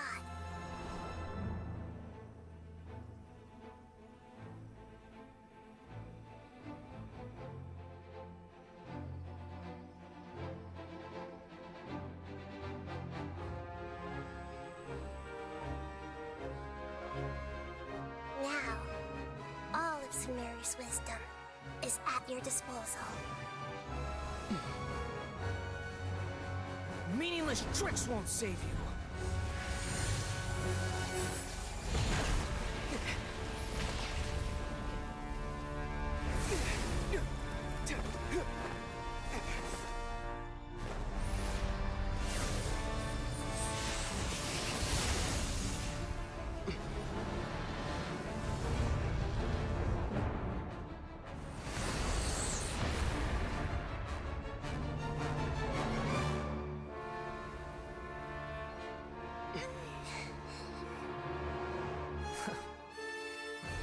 Are you done with your tricks?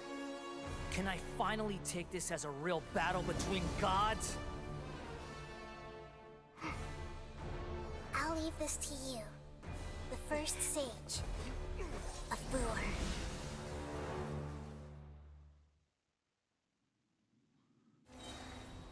1,000 eons, mine to dominate!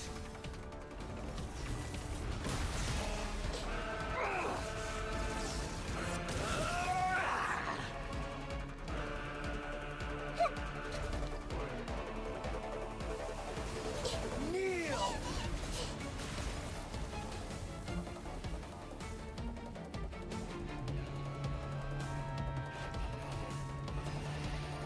Burn to oblivion!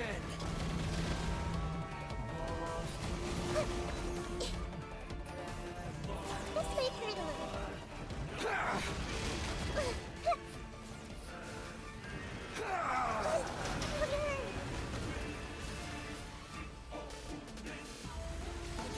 Kneel! I see everything.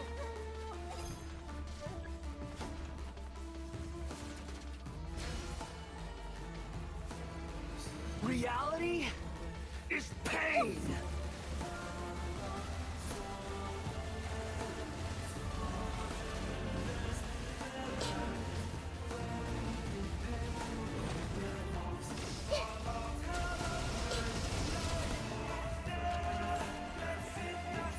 Sharing my knowledge.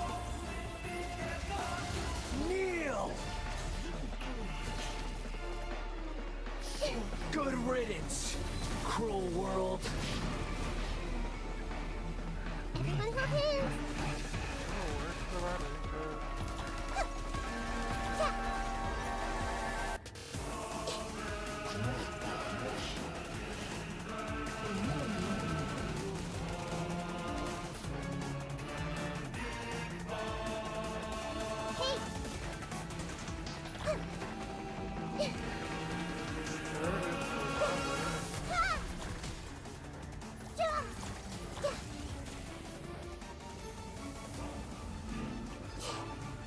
Grow, grow, grow.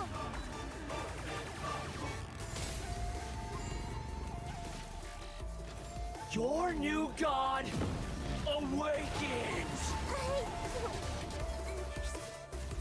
Now, your eyes have been opened. Alright,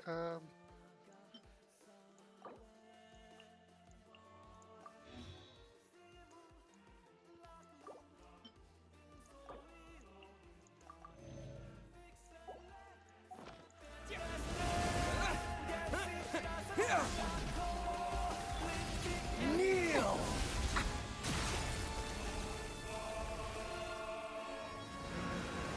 No, my sword! Scatter! Booba, get them!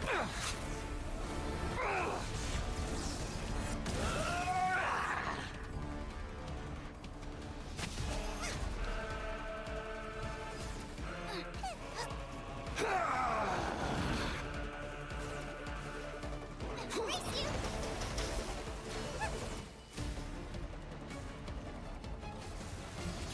Kneel!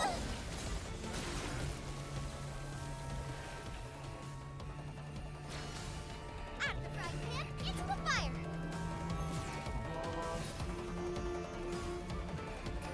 Reality is pain! Nice and spicy! Race you!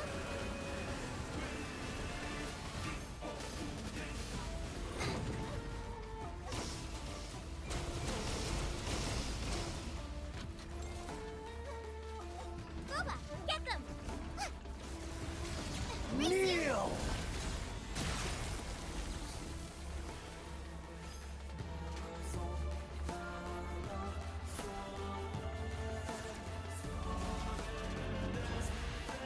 Burn to oblivion!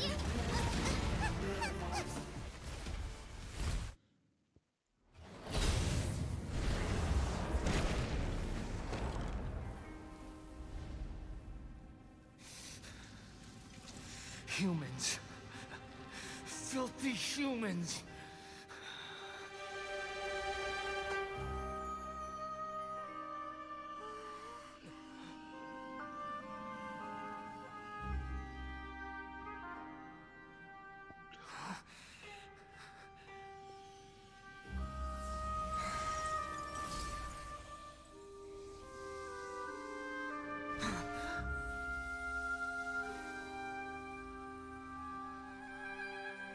No! Wait! Please! Anything but the Gnosis!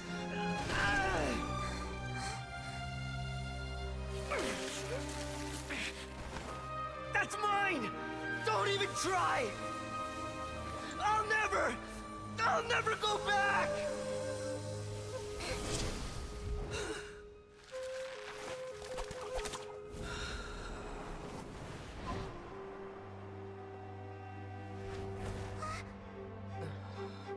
At first, that's gotta hurt.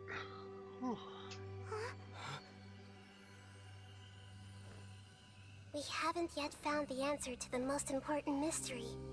Irminsul is still waiting to be saved. With the power of another Gnosis, we may now finally understand the last memory of Greater Lord Rukkhadevata.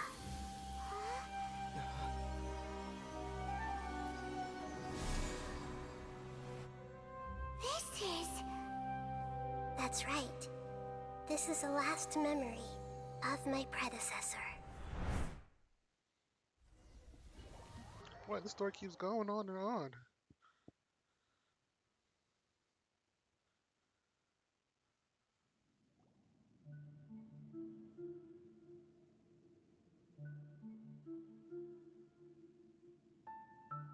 Huh. This sure seems very different from what Paimon imagined. Shouldn't Irminsul be in this realm of consciousness?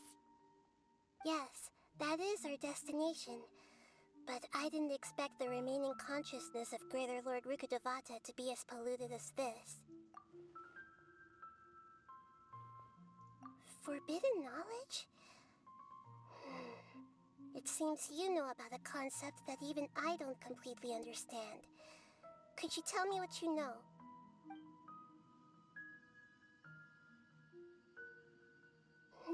Your inference seems logical enough.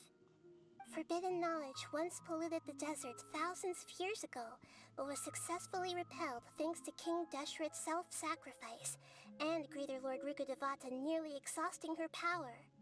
Then, a second instance of forbidden knowledge pollution occurred during the Conria Cataclysm 500 years ago. But I'm afraid it is much more serious this time, with Irminsul itself already in danger.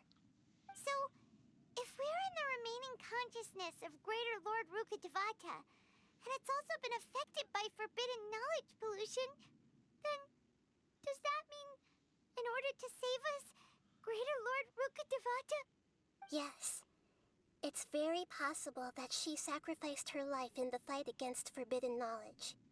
She didn't completely eradicate forbidden knowledge, but if it weren't for her actions, the pollution would have been far more rampant over these past 500 years. The way that everyone, including me, has forgotten everything about forbidden knowledge may very well be due to her restoration of Irminsul. Aww. Do you feel sad, Nahida? I'm just sharing her pain. The pollution of her consciousness here is severe. There is madness, chaos, and pain all around us. Did she fight to resist the forbidden knowledge pollution in such terrible conditions, all the way up to her last breath? She even used her last remnant of lucid consciousness to leave a clue for us to follow. Yes, her words were distorted by forbidden knowledge, so that's all we could hear. But now, we have a chance to find the answer to this mystery. We can cross the polluted consciousness until we found the right path to meet with her lucid consciousness. And then, we'll let Greater Lord Rukkhadevata tell us the truth in person. Each of us need to be mindful of the state of our own consciousness while we are here. Even with the Gnosis's protection, We must always keep a clear mind. Otherwise, we could go mad at any moment. That's so scary. Paimon's not Don't gonna be good worry. at that. It should be easy enough for you to keep that mind of yours clear, Paimon. Let's go. Ouch. Burn.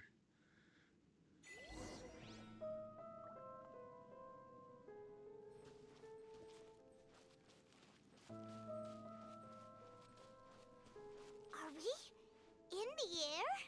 And why is there a huge boat? That's the boat of consciousness, which symbolizes reason here. Its course is the direction our consciousness is traveling towards. If we lose control over our consciousness, we will fall into madness. So let's make sure the boat stays up. Wow. What are these? The monsters seem to have been affected by them.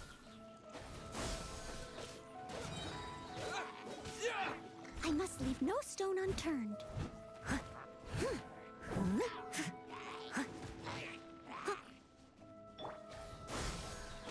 Spring forth! Nice and spicy.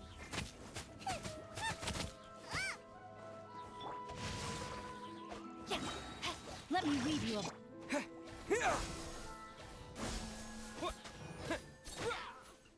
Out of the frying pan, into the fire.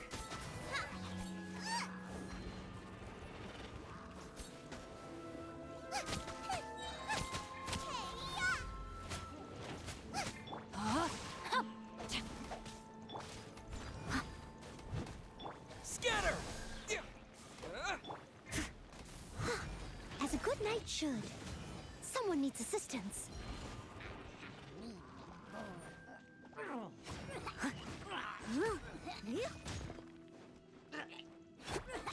No, my sword! Nice and spicy.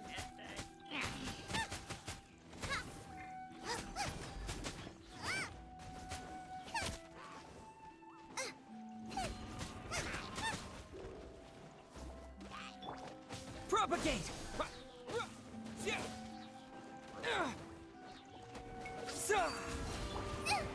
really hurt. Rain outlines your fate. Scatter! Out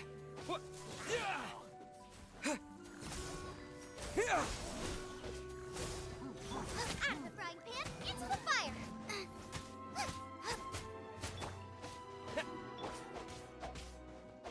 No, my sword!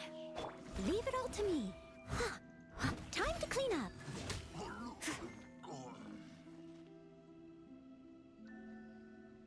Ooh.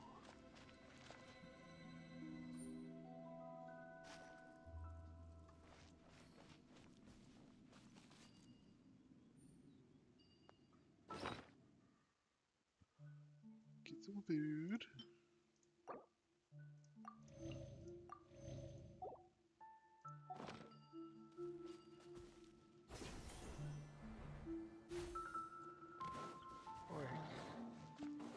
I must leave no stone unturned.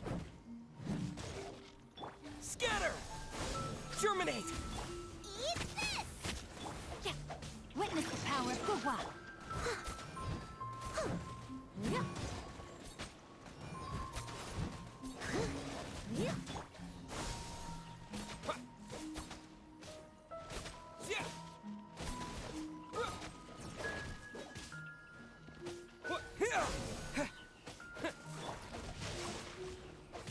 Time to act.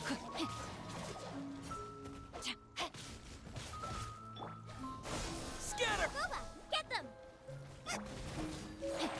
Change of plans. More food. Lasagna.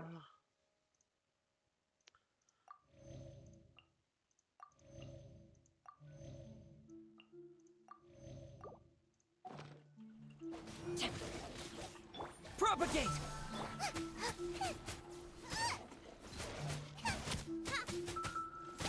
Out of the frying pan, Scatter! Spring forth!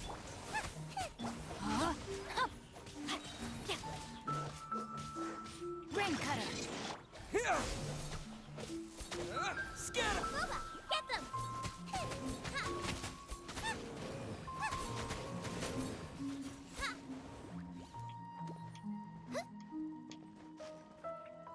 Look! Four-leaf sigils have appeared in the sky! Well, this was unfortunate.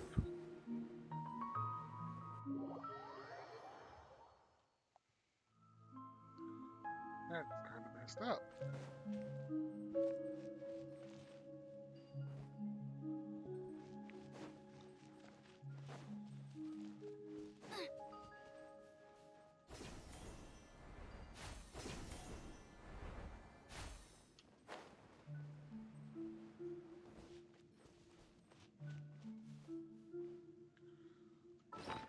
Once again, need food.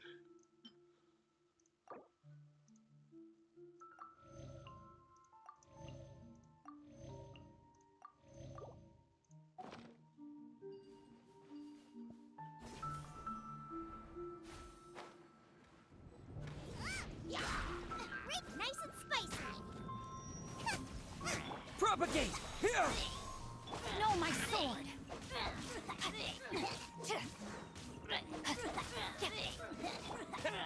Scatter! Out of the frying pan!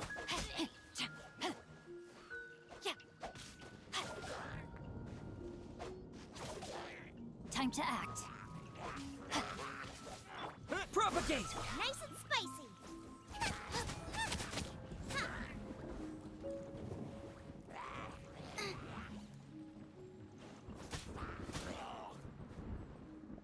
Scatter!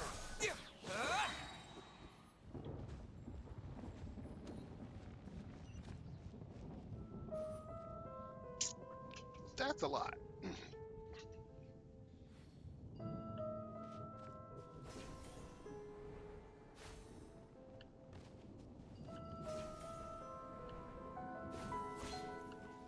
Propagate! Scatter! Sa!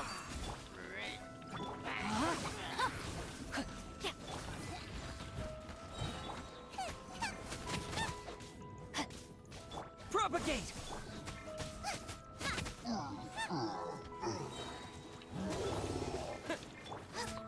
You're toast! Let me weave you a burn.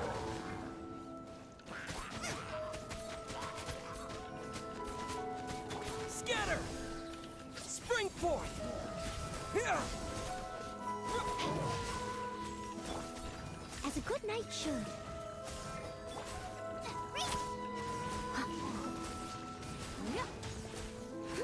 Propagate!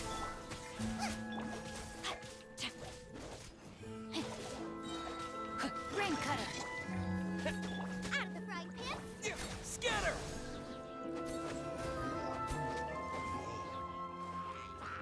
Germinate!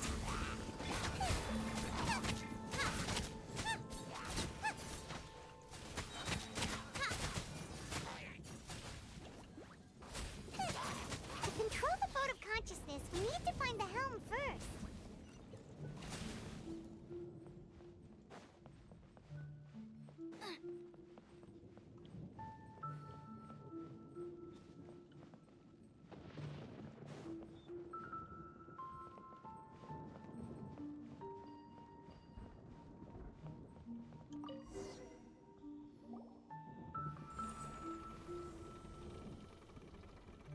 We changed direction.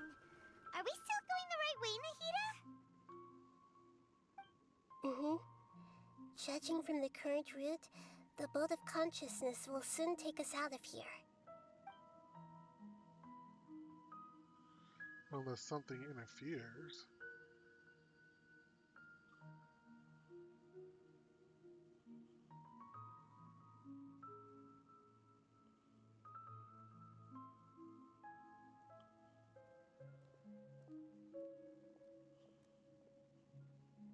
We'll be arriving at our destination soon. How are you feeling? Are your minds still intact? Huh? But everything's been completely normal for Paimon. Hopefully there won't be any more interruptions. This time, we should be able to meet Greater Lord Rukkhadevata. Are you saying you've never met Greater Lord Rukkhadevata before? No, it seems that my birth and her death took place at the same time. Otherwise, I think she would have given me a little more guidance, and I could have done a better job. Hey, you've done a great job, Nahida. Let's get out of this creepy place and go meet her.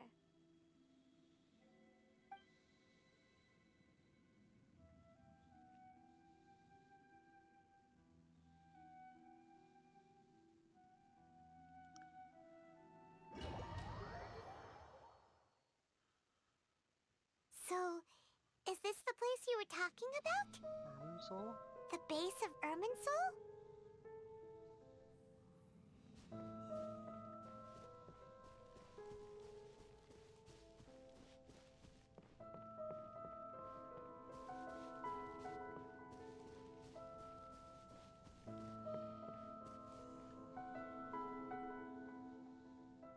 Well, this is the place. We're here to find Greater Lord Rukkhadevata, right? But the one standing over there is... Is that me? She looks exactly like me. Are you Greater Lord Rukkhadevata? Yes, that's me. Are you surprised by my appearance? Irminsul and the surrounding lands have been reproduced here as they were years ago. But this is just a realm of consciousness. We are manifestations of the same nature. Hence why we would appear exactly the same. We're of the same nature. Why? Because you are me, and I am you. You are me in the new samsara. The new samsara? As Greater Lord Rukkhadevata, I'm the avatar of Irminsul. And you are the purest branch snapped from Irminsul. Imagine it this way. Even if a tree dies, its branches will eventually take root and grow, continuing the tree's life in another form. I'm merely the remaining consciousness of Greater Lord Rukkhadevata. The real me has presumably died a long time ago.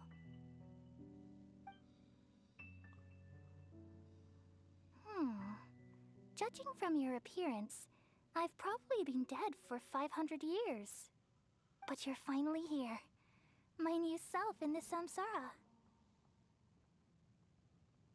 If this is true, then am I going to be a great Archon like you someday?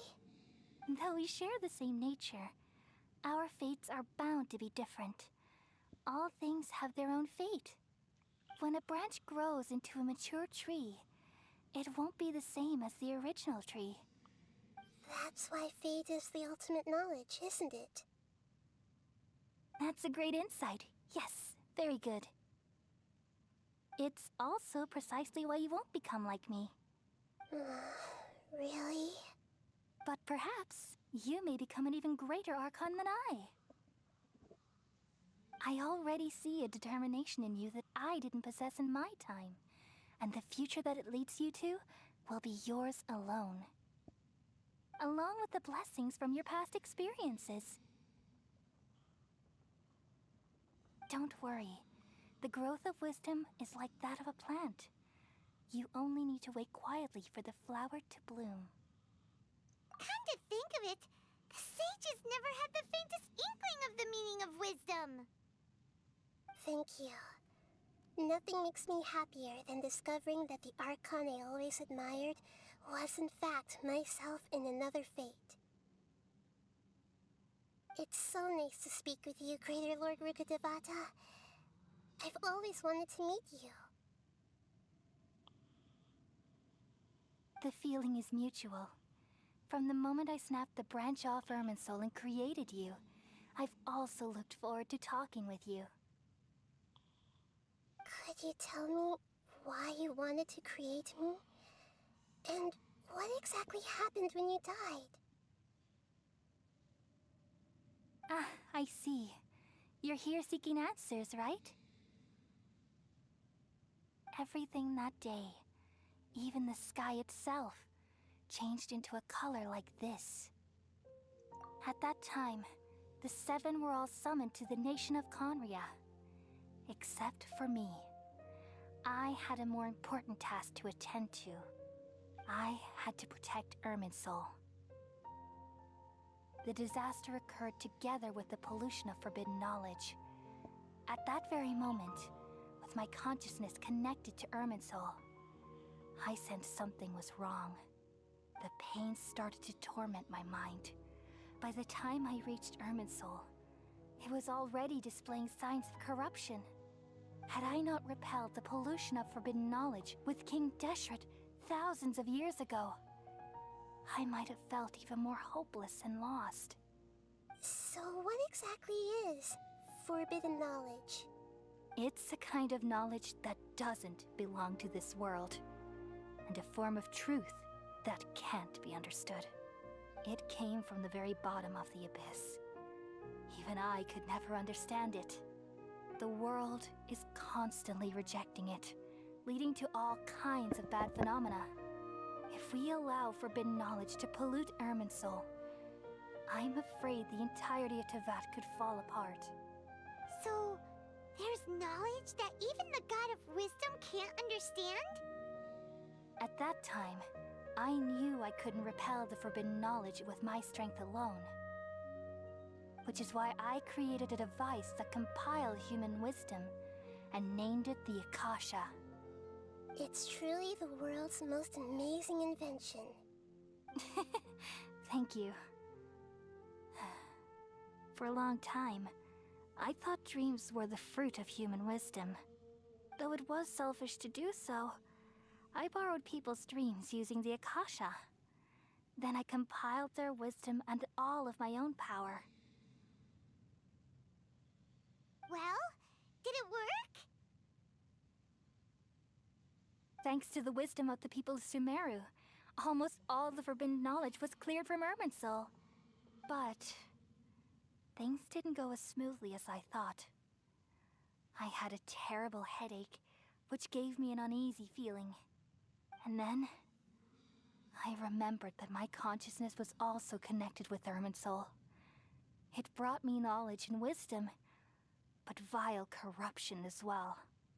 From the very beginning, my existence had been polluted by the forbidden knowledge. Oh no. How could that happen? I've experienced that pain in your consciousness. It must have been a horrible experience. Yes, but my feelings weren't important. The important thing was that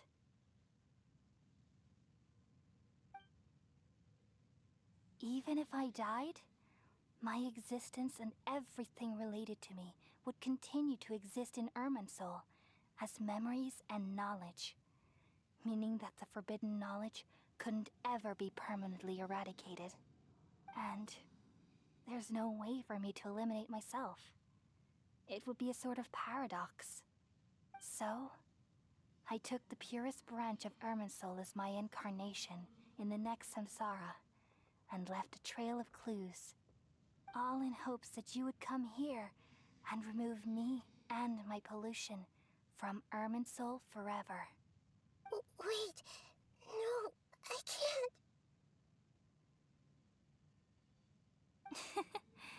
So you realize what that implies. You are very smart indeed.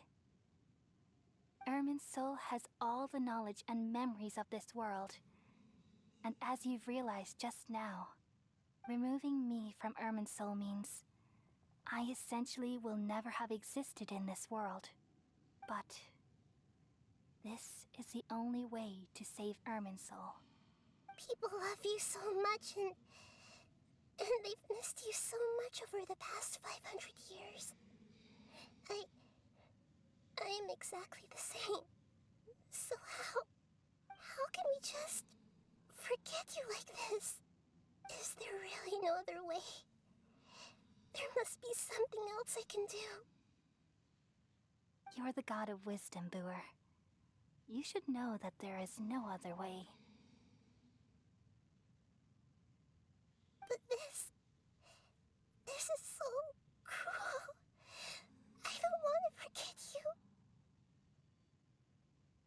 No need to feel so sad, Booer.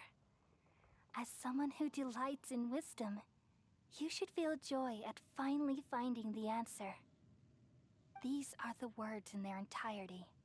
The answer you've been seeking all along. Let the world completely forget me.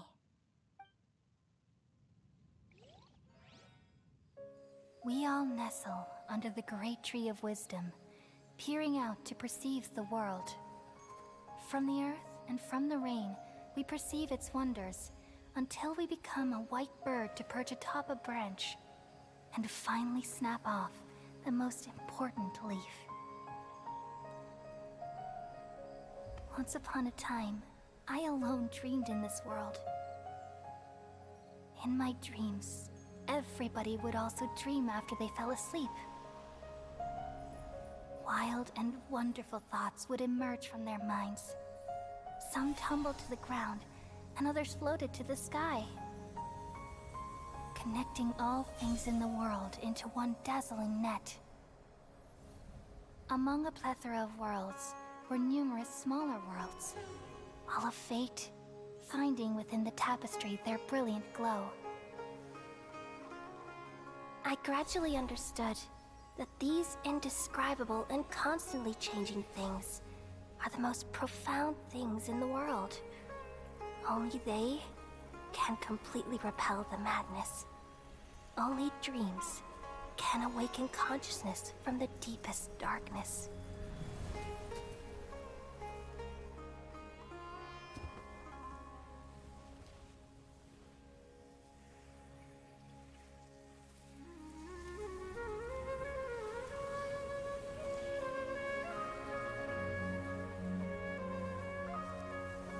I'm the one who posed this question, yet also the one who sought a solution. Saving the world with the dreams of the people used to be my answer.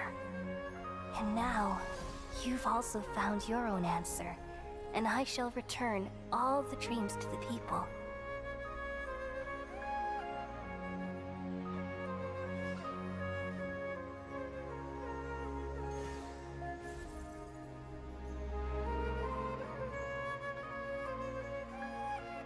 Goodbye, people of Sumeru. May you be blessed tonight with the sweetest of dreams.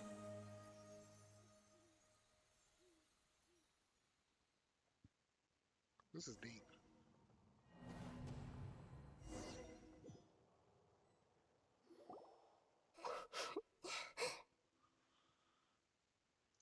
I'm alright. We've just saved the world, right? So why am I crying? I don't know where this feeling inside of me is coming from. But I feel just now. We used the power of two gnosis to successfully connect with the Ermin soul consciousness from 500 years ago. Then, we removed the remaining pollution from Merman soul. Yeah, what's wrong? Weren't you there just now?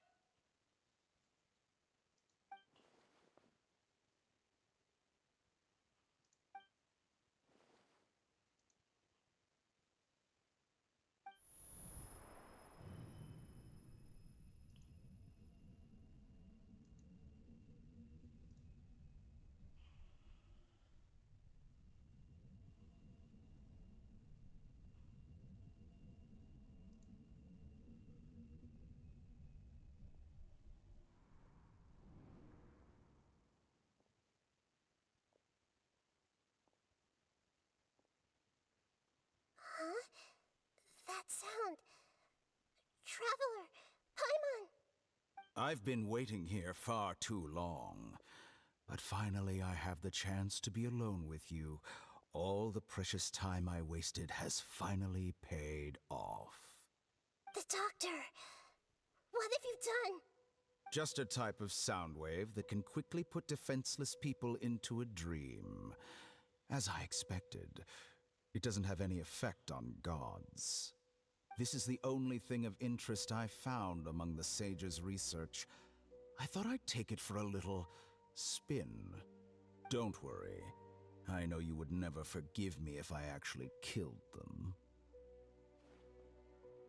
I'm here to negotiate with you.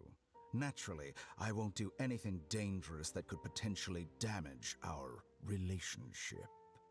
Negotiate with me? I heard you had already left Sumeru. Why are you here again now? I left Sumeru, but I also stayed in Sumeru. Even the God of Wisdom is restricted by the habits of cognition. How disappointing. You mean there are many different versions of you in this world? An astute guess. Even the same individual will have different cognitions at different ages. A long time ago, I made a major decision in hopes of preserving all my perspectives of how I observed the world. Observation is the first step of any experiment, but observing the current world doesn't satisfy me. It lacks an important dimension, that of time. So I saved segments of all my ages and made them into independent individuals. That's all there is to it. Indulge me. How does the God of Wisdom find my method of seeking knowledge? It's an insult to the very concept of life. Life inherently has many rules and restrictions, each with its own significance and reason to exist. They can't be broken on a whim. Good. Amazing, even. Indeed, it's difficult for humans to make peace with themselves, not to mention oneself from a different period. Since you are in the academia, why wait until now to show up? You could very well have stopped us and helped that fake god. Simple. Let me ask you this. Would any staff member ever help the subject in the middle of an experiment? It was my experiment. So why should I interfere with the results? The academia saw the plan to create a god as their ultimate goal, yet you only saw it as an ordinary experiment. You really are crazy. If the experiment succeeded, you would have had a new god on your hands. How would you have faced your own god then? Would you still take the same stance? Would you still hold the same view of yourself? I'm first and foremost a scholar. These results should be left to the judgment of the hypothetical me confronted with that outcome. But you're right. And that's exactly why I'm disappointed with the conclusion of this experiment. As an individual, you don't have any sense of belonging. You seem to have even fewer convictions than a typical scholar. Oh no, I certainly have my own convictions. They just don't fit your standards, that's all. All right, that's enough conversation for today. The experiment is over, and it's time to tidy up the equipment and reclaim any useful materials. For example, the Gnosis. Lesser Lord Kusanali, you're an intelligent Archon. I'm sure you understand the disparity in our combat abilities at this time. Besides, you have no way to use that Electro-Gnosis in battle. Didn't you say you were here to negotiate with me? Somehow, it's starting to seem like you intend to take it by force now. I'm merely stating a fact. After all, I'm also a scholar. Naturally, I hope to show proper respect and dignity to the God of Wisdom. Your hypocrisy is built on absolute confidence. I understand your scheme, but... what if I were to destroy the Gnosis now and awaken the heavenly principles? Awaken the heavenly principles? Do you think that's really possible? The heavenly principles have been silent for many years, but the Gnosis are symbols of their control over Tevat and all the laws. Will the destruction of a Gnosis attract the attention of the heavenly principles? And if so, how do the Fatui plan to deal with the consequences? Do you dare to gamble such a possibility with me? Gamble? How surprising. I thought you would show evidence or use rigorous reasoning to prove your point. The word gamble is the last thing I expected to hear from the God of Wisdom. But this is a clever move. You must have seen through me when I first captured your consciousness. As a scholar, I respect all possibilities. This has always been my principle and is an essential trait as an experimenter.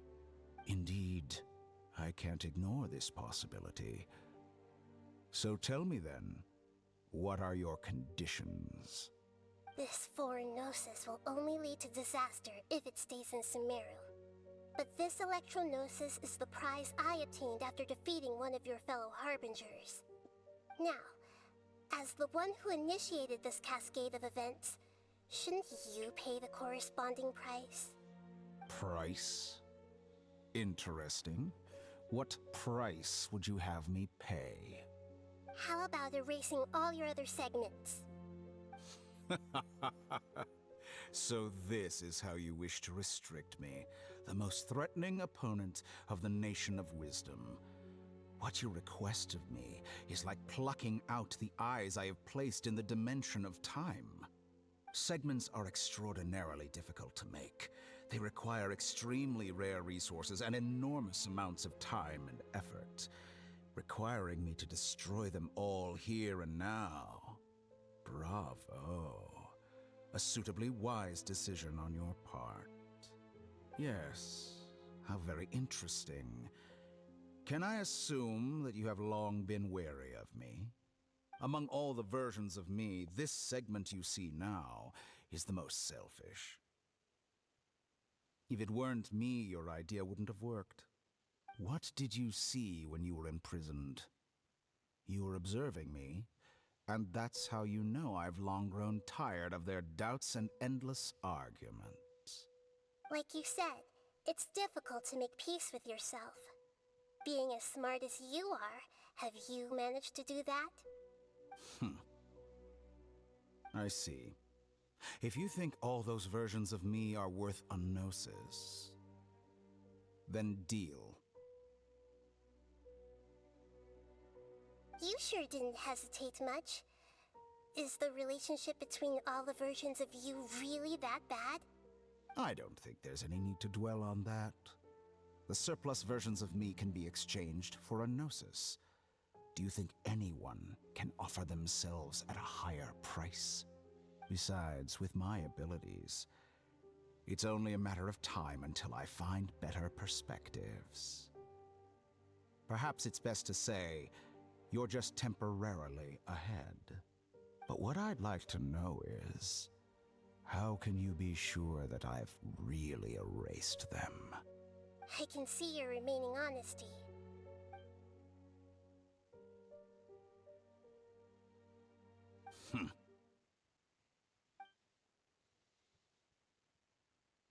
What a ridiculous decision! You can't be serious! How could I have been so short-sighted? You think this is the end? Wait. I'll have my revenge. You'll make this moment count. You will regret this. Well, have you confirmed that it's complete? Here, take it. The future of Sumeru City will be in my hands alone. I will shut down the Akasha and let curiosity and the thirst for knowledge drive the realm of academics once again. There won't be any further gaps for you to exploit. It truly pains me that my academic achievements have never been appreciated in my homeland. Of course, I have no interest in being rejected by this city for a third time. Another chess piece. And where is your dendronosis?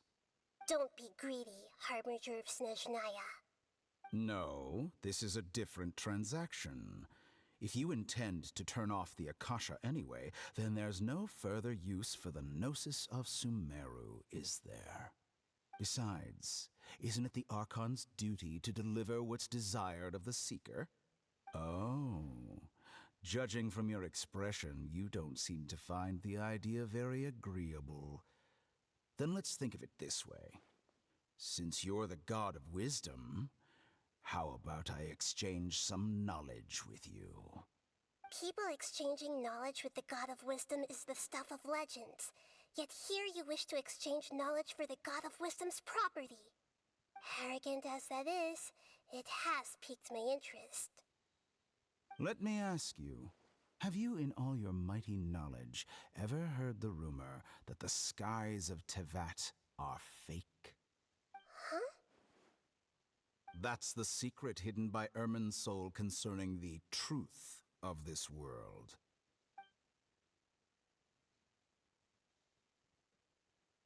Once I finish telling you about this, it will be time for me to say goodbye. With negotiations, we've all gotten what we wanted.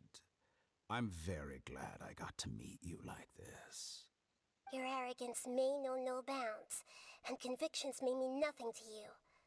But I'll still listen to what you have to say.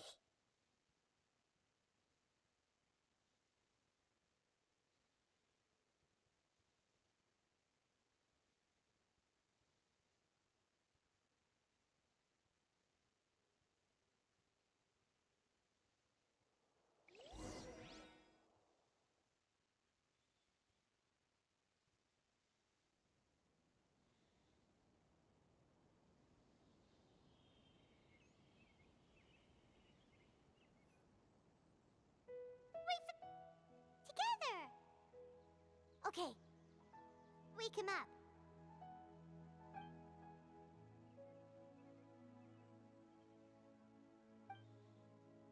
Am I in the hospital? Are you awake?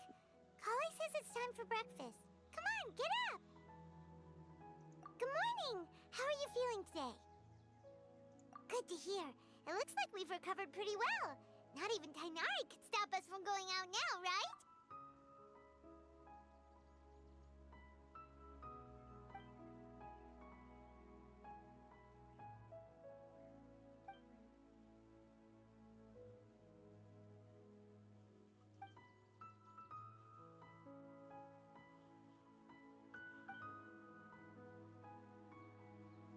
Come on, Traveler, let's go!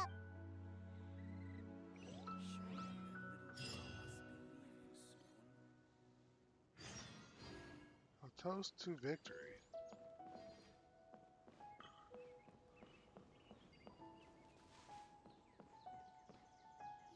Good morning. Looks like you're awake. Yep, yep. I prepared some breakfast today. Please have a taste. I hope you'll like it. It's nice to have you here so we can eat something yummy.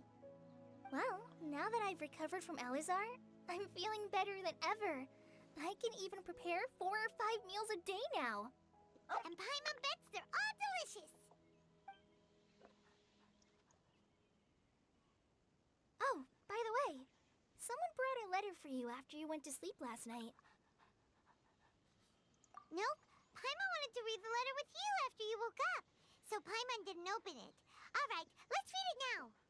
Oh, it's from Nilu. Ahem. We're going to hold a feast at the Grand Bazaar and celebrate Cyano's reinstatement as the General Mahamatra. As heroes of Sumeru, please be sure to attend. I'll wait for you. The date of the banquet is written on the back. It's in 2 days. Oh, I've also heard that you've become heroes here as well. That's amazing. Sometimes I'm really envious of strong and confident people like you. Oh, you're embarrassing me. Anyway, let's go to the Grand Bazaar to have a look. Oh, before you leave, be sure to inform Master Tainari. How many Rukashava mushrooms do I need to sell? Yesterday, you told proper 5 dusk birds.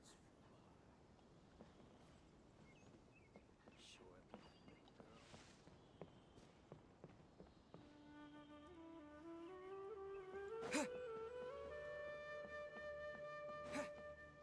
Tainari!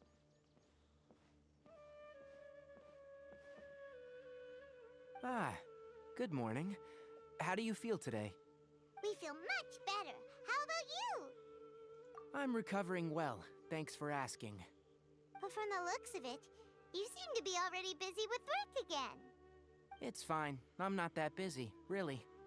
The Elazar patients have recovered, as well as Hypatia. For now, I only need to tend to my Forest Watcher duties. It seems once Irminsul started getting better, everything else started to recover too. Yes, but there are still some residual effects.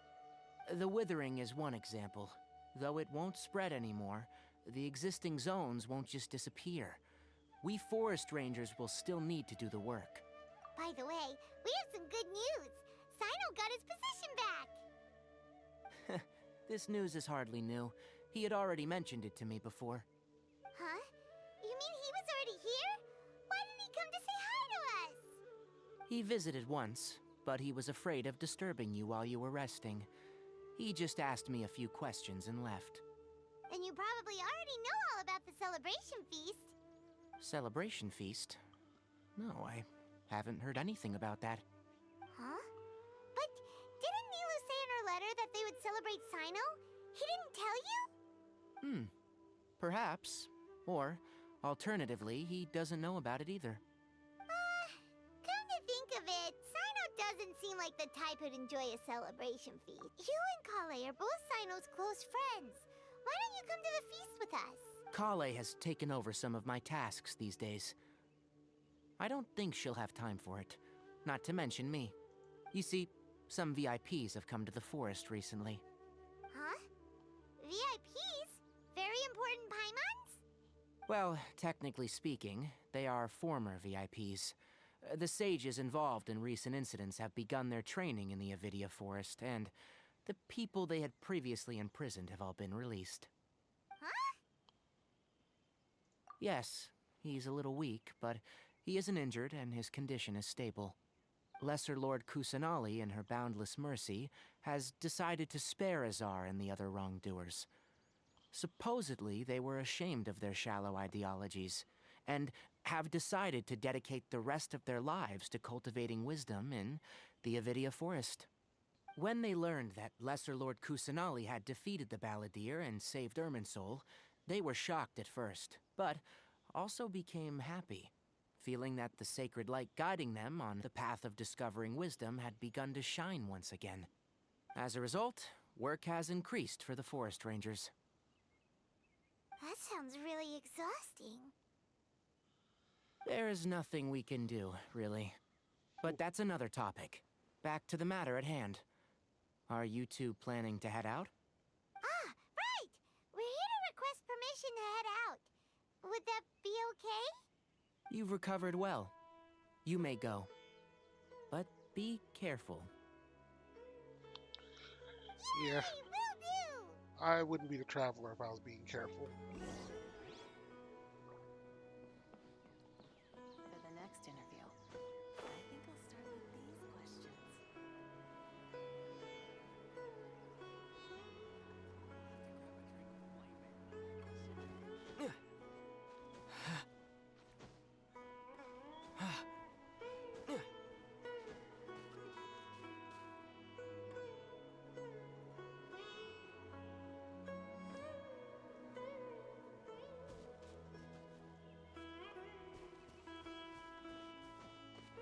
Oh, let's be up.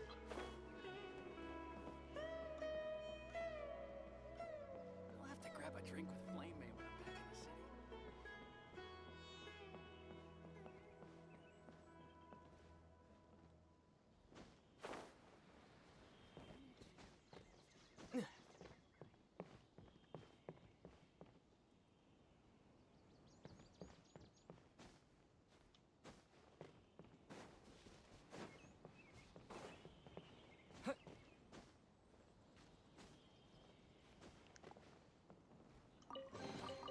I'll keep this close.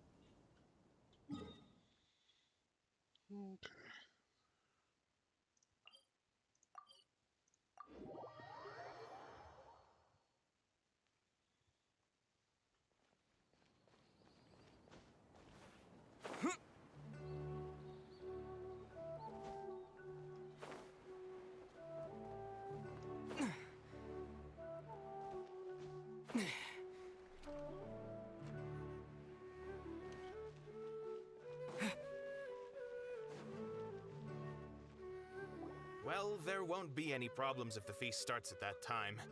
Everything has already been prepared. Mr. Zubair, I finished tallying things up here. Well, except for the guests. Is a simple reply really that much to ask of our guests? It's affecting our arrangements. Oh, it'll be fine. Besides, it never hurts to get things ready in advance. I was thinking the same thing. The feast will be held sooner or later, right? Hey, Nilu! Traveler, Paimon! We got your letters, so here we are! You're the best! The other guests haven't even replied yet. Huh? Are we the only ones that have arrived? Yeah, I had someone deliver letters to all of our guests. But maybe everyone is still busy with other things. Look, I get it. Sumeru is in an extremely important period of transition right now, but even if your friends are important figures, they shouldn't just ignore your request like this. Nilu is Sumeru's #1 celebrity after... You have no idea how happy I am to talk to people with good taste. If you consider enjoying Nilu's dances having good taste, then almost everybody has good taste. Because Paimon thinks everybody will love her performance. That's right. We all think she's amazing too. Nilu is an absolute favorite among those of us who frequent the Grand Bazaar. For Outlanders, you have a great eye. Master Zubair, let's have a vote for the most outstanding audience members next time. I think these two may win. Nonsense. It is not for us to determine the value of an audience.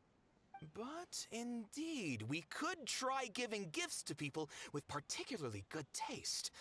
I heard there's a device in Fontaine called a camera that can record people's appearances as pictures. Such pictures would make superb gifts. Ooh, good idea. You guys are so funny. There's always a lot going on at the Grand Bazaar. Yeah, and that's why I love it here. Traveler and Paimon, could you help confirm if for some reason they didn't receive the letters, then please tell everyone. Yeah, we can also check out how everything in Sumeru is going now. When I wrote the letters, I heard that Dia was in Port Ormos, and Alhaitham was at the Academia. As for Sino, we've only heard that he appears at the Academia from time to time. I'm not too sure about Rahman's whereabouts. My guess is that he's with Dia. As for Dunyarzad, I just hope she's feeling better. I sent her a letter, but I was afraid of disturbing her. If you have time, please ask about her for me. Okay, got it. Let's go, Traveler.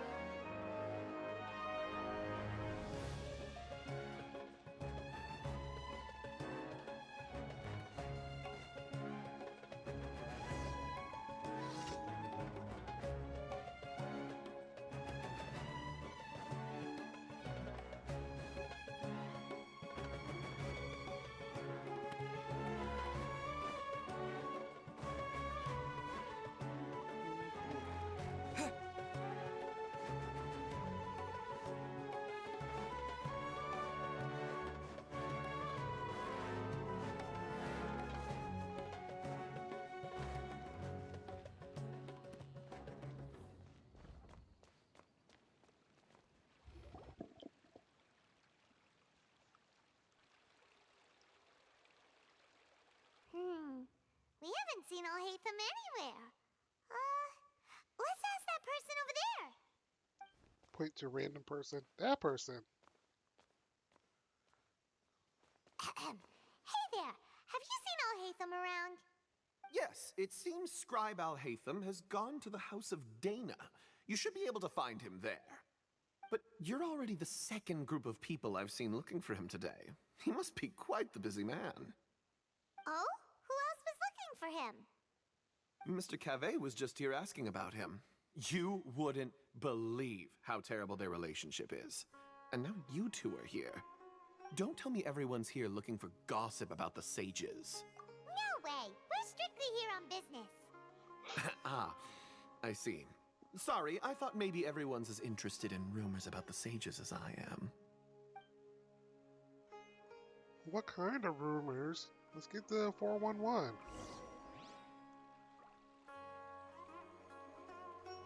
That was the day that was the library.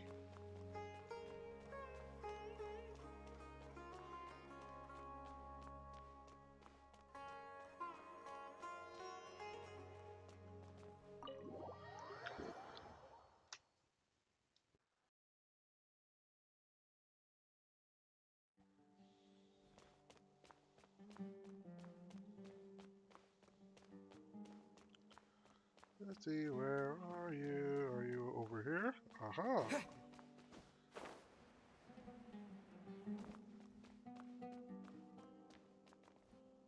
Oh, Hatham should be around here somewhere, right?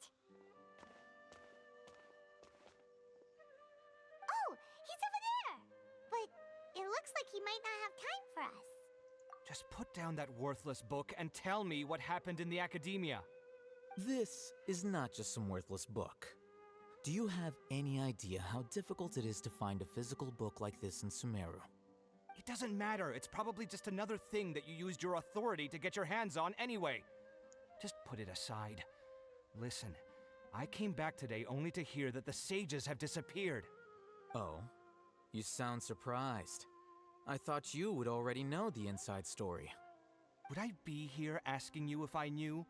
You're the scribe, not me. So just tell me what you know already. Well, I almost became a sage. Huh? Oh, don't sound too surprised now. You're the renowned Kaveh, light of the Ksharawar. Besides, as a master builder and craftsman, chances are you'll be appointed as a sage too. Why do I feel like you don't really mean it? Huh. What makes you say that? Why would you question my heartfelt sincerity? Maybe it's because you've never said anything good about me before. Because you don't have a heart. Well, I share a similar sentiment, and anyone who knows you as well as I do would surely do the same.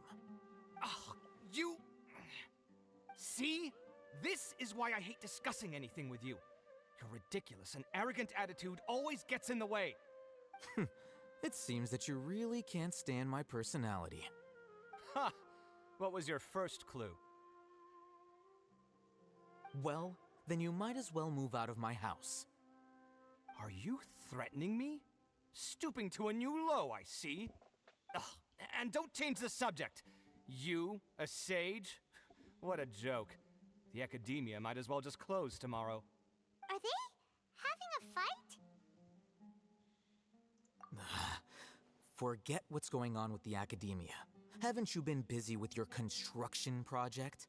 Tell me, when are you going to build yourself a mansion? Don't get me started. I get angry just thinking about it. So, what great building did our master architect work on this time? Like I need to tell you. Keep your nose out of my business. No, I think we deserve to know. Where were you when Sumeru needed you most? I was in the desert for a large project, but considering Haravatat's utter ignorance of architectural and aesthetic matters, you probably wouldn't understand. Which is truly unfortunate. I can only pity the man who doesn't understand the first thing about beauty and romance. Unlike a true... hold on, wait a second. What do you mean by when Sumeru needed me most? Well, while you were out fiddling around in the desert, many people came together to save Sumeru from a crisis. Ha! And you think I'd believe that? Look, all you really need to know is that Azar and all his accomplices have all been overthrown. Huh? What nonsense are you talking about? It's no skin off my nose if you don't believe me. It's not like my Darshan was the one trying to apply for funding from the Grand Sage. Yours, though, on the other hand... You know what? I'll ask around. I'm sure someone knows what's going on here. You're dead if I find out you're lying to me.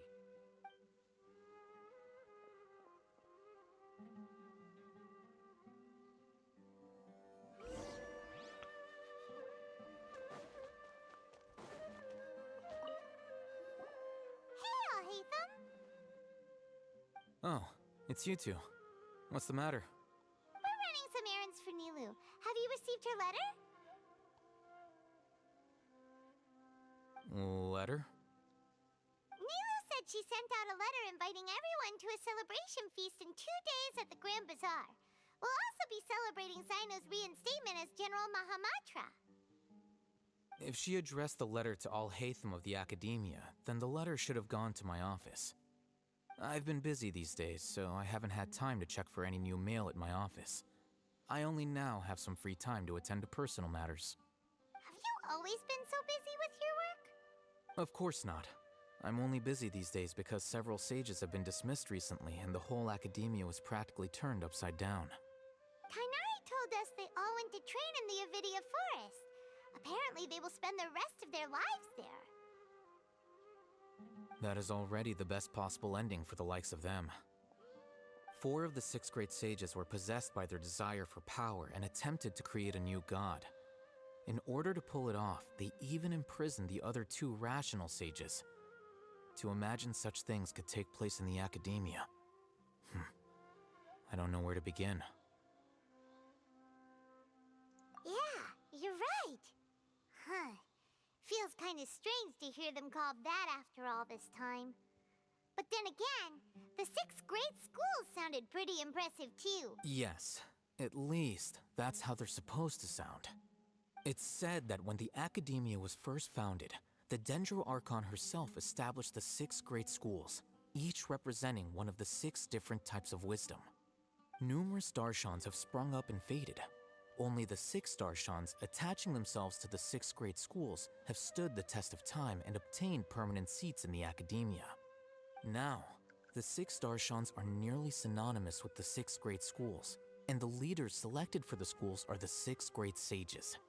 Among the 6 great sages, there is one central leader, the Grand Sage. Unfortunately, only the sages from Vahumana and Amorta remain now. They were imprisoned for opposing Azar, and were only rescued after Azar's downfall. So who's managing things in the other 4 schools now? Do they need to find someone new? Yes. Normally, new sages are selected based on a strict set of criteria. Oh, didn't you just say something about becoming a sage? If they pick you, then we'd have a huge connection in Sumeru. Yes, about that. You didn't let me finish my sentence. The person in charge of personnel affairs nominated me to be the Grand Sage in place of Azar and help Lesser Lord Kusanali manage the Academia. But I refused. Huh? But why? Can't you be a little more ambitious?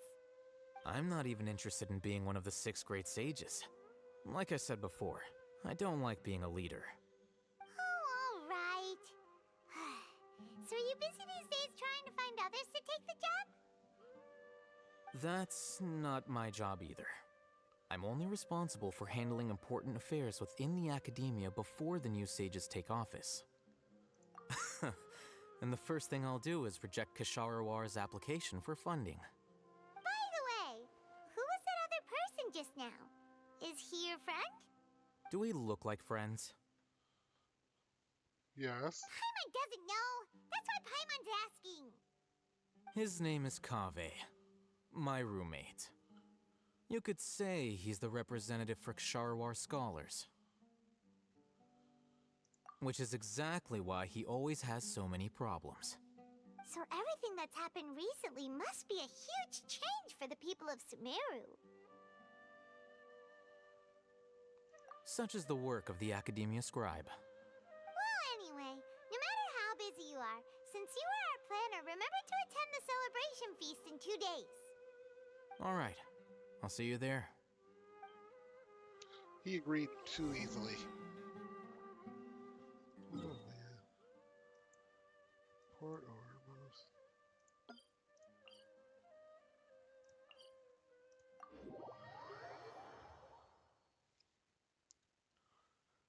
Port Ormos, here we are. Also known as Port Almost.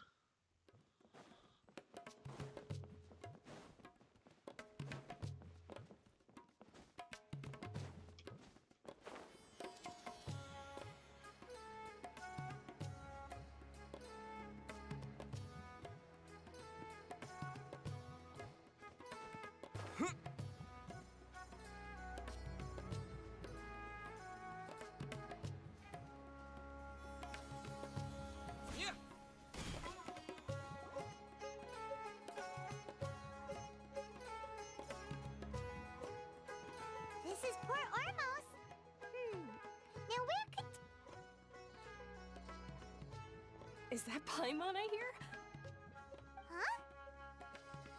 Oh, it's been a while. How are you doing? Dinnerbad! It's been so long since we've seen you!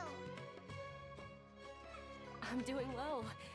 I can go as far as saying I have never been happier in my entire life. I don't know if you've heard, but Elazar has completely disappeared, and all the patients have recovered. You kidding? Knowing them and the connections they've got, I'm sure they've heard about it.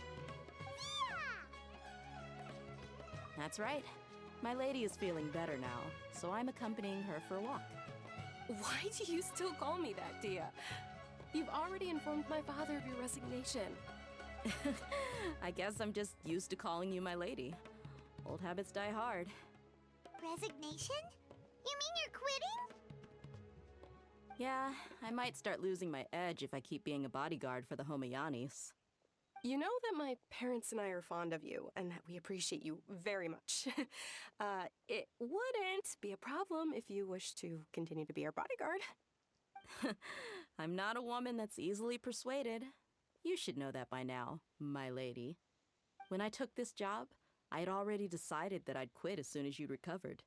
It's time for me to get back out there and chase that horizon. So what are you gonna do now if you're not gonna be a bodyguard anymore? I want to take a risky job and put my body to the test again. Huh? But we literally just finished one of the most dangerous jobs ever! Are you getting bored already? I know. If I hadn't joined in that plan with you, I wouldn't have come up with this idea. I guess I still get fired up by that feeling of going all out in a fight. It made me realize that I'm still a mercenary through and through. Life is short, and I'm happy that I got to be a part of that operation. But the whole thing also made me realize that there are still many problems in Sumeru, and as a desert dweller, I'm still not completely ready to settle down on this side of the wall. Well, I remember a friend had someone bring you a message. You mean I'll hate them? I didn't expect him to still remember that. I thought he was joking. We just came from talking with Alhaitham at the Academia. Did he tell you that he suggested that I come work at the Academia? What? I heard that Azar and his cronies fell from power, and Alhaitham told me that now was a good time to find a job in the Academia, but only if I wanted to. Whoa. Paimon can't see you being anything other than a mercenary. Me neither. But I think Dia would look great dressed up as a scholar. Ugh, forget about it. I wouldn't last 10 seconds in there. Alhaitham probably just liked the way I worked and knew I'm good in a fight. So he suggested I find some work in the Academia. But you know, if you take him up on the offer, Sino might actually agree and let you become a Matra. Because you're super amazing! The Matra have all the talent they need as long as they have Sino. I prefer to be free to live however I choose. In fact, I chose this job from the very start because I knew it'd be right up my alley.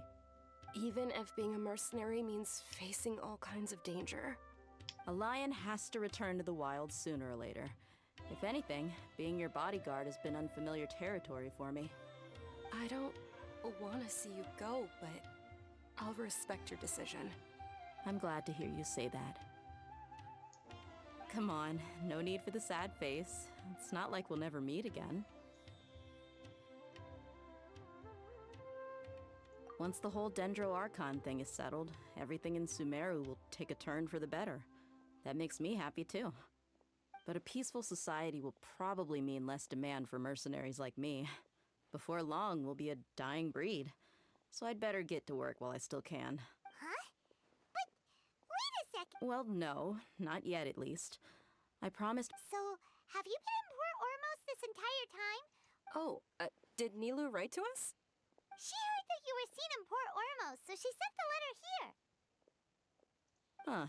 It was probably sent to the inn that we're staying at. My lady has been very energetic lately and keeps taking me on hikes, staying out even into the night. By the time we get back, the receptionist is you. Right, and we tend to leave quite early in the morning, so the old man on duty is also usually dozing off. So So what it really sounds like is that the person... I bet the letter's at the reception desk. No wonder there wasn't a reply. You never received the letter. Good thing Nilu asked us to come and check on that. Sorry to make you two It must be something important for Nilu to... Yes! She said they were preparing a victory feast in the Grand Bazaar, and will also be celebrating Sino's reinstatement as General Mahamatra. She was hoping you could come. Great! I'll be sure to attend. Count me in too. But is there some sort of dress code or anything for the feast? Can I just show up looking like this? You must show up Since it's being organized by Nilu, I don't think she'll be too picky dressed about like a that. scholar. If anything, Yes. I think she wants to see Definitely. us as our most natural selves. All right, then this is how I'll show up. The feast will be held in 2 days, so don't forget. Sure. Thank you so much for letting us know. We'll see you there. Oh, by the way, do you happen to know where Sino and Raman are? The General Mahamatra always comes and goes without a trace. Normally no one knows his whereabouts. Oh. But last time we met, he mentioned that he had something to do in Aru village. You can try your luck. As for Raman, your guess is as good as mine. I only remember he said that he had something to discuss with Sino. You can ask Sino when you meet him. Don't mention it. You better get going. All right, on to our next stop.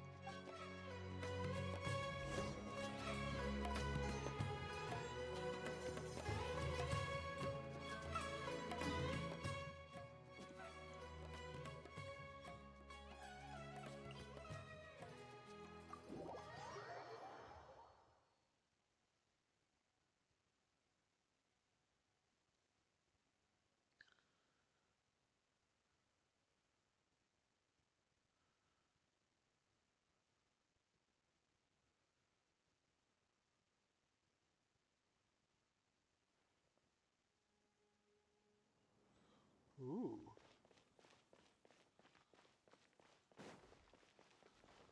New world first.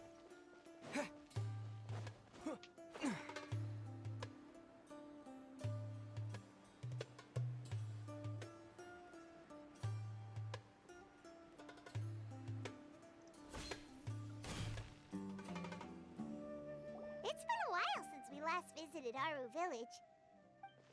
Ah, there's Sino.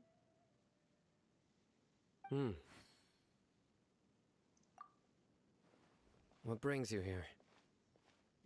We recovered well, and Tainari agreed to let us leave, so now we're out and about again. It seems Gandharvaville's medical treatment is still as good as ever. Mm-hmm. And Tainari is recovering well, too. That's good to hear. Yeah, you're the one who brought us to him when we lost consciousness, right? Thanks for that. You're welcome. Tainari has excellent medical skills, and Kale is quite attentive. It was the best place for you. But why are you just standing here like a dead tree? I'm meeting some people. Oh, you mean Candace? I've already talked with Candace and the village chief. They're still at the usual place. You can go there if you'd like to see them. But you know one of the people I'm meeting as well. Oh, by King Deshret's blessing, my friend suddenly appears in the desert. Don't tell me you've run into trouble and need us to help now. Roman! And... huh? Sitaria? Oh, you know me? Oh, well, you're pretty famous in the academia. Don't worry, these are our friends. No need to be so guarded. I see. I'm doing well. Many good things have happened recently. Same here. Really, I feel that my whole life has started to shine after suddenly finding a new direction. Oh, tell us everything. Yeah, you go ahead. Alright, well, I suppose I should start by saying I've decided to leave the academia. What? It's not that I've given up on being a scholar. Instead, you could say I've found a new identity. I will no longer pursue research like a typical scholar, but I have not completely given up on my relationship to knowledge either. I can see what you're saying now. What do you mean? I plan to leave the academia and return to teach here in the desert. Wow, so you want to become a teacher? Sataria will return to support education here and teach people from the desert. She can't teach everyone on her own, but there are many of us Eremites all over Sumeru. She came to discuss a collaboration with me and hoped that I could bring her ideas to the Eremites. Yes, it's my hope that the Eremites can help me select a group of smart people with the best aptitude for teaching. I'll teach them, and after they've finished learning from me, they can go educate more people. That is the true meaning of education and the spreading of knowledge. The people of King Deshret suffer from sandstorms, exile, and ignorance. Miss Sataria is more than welcome to come teach here. Her arrival is like a star shining in the desert night. The stars have always guided caravans, thieves, soldiers, and travelers who get lost in the night. They lead those in the dark out of trouble and back to safety. Oh, please, where's all of this coming from? I'm starting to feel a little embarrassed. You deserve these compliments. Mercenaries are accustomed to danger and don't fear death, which is why we recognize extraordinary actions that common people would easily overlook. Sataria's idea will bring much good to many people. At first, I feared it was destined to fail. Everyone knows that the academia doesn't allow scholars to teach in the desert without permission. As you know, all knowledge is under their surveillance and control, and very few desert dwellers are as lucky as me.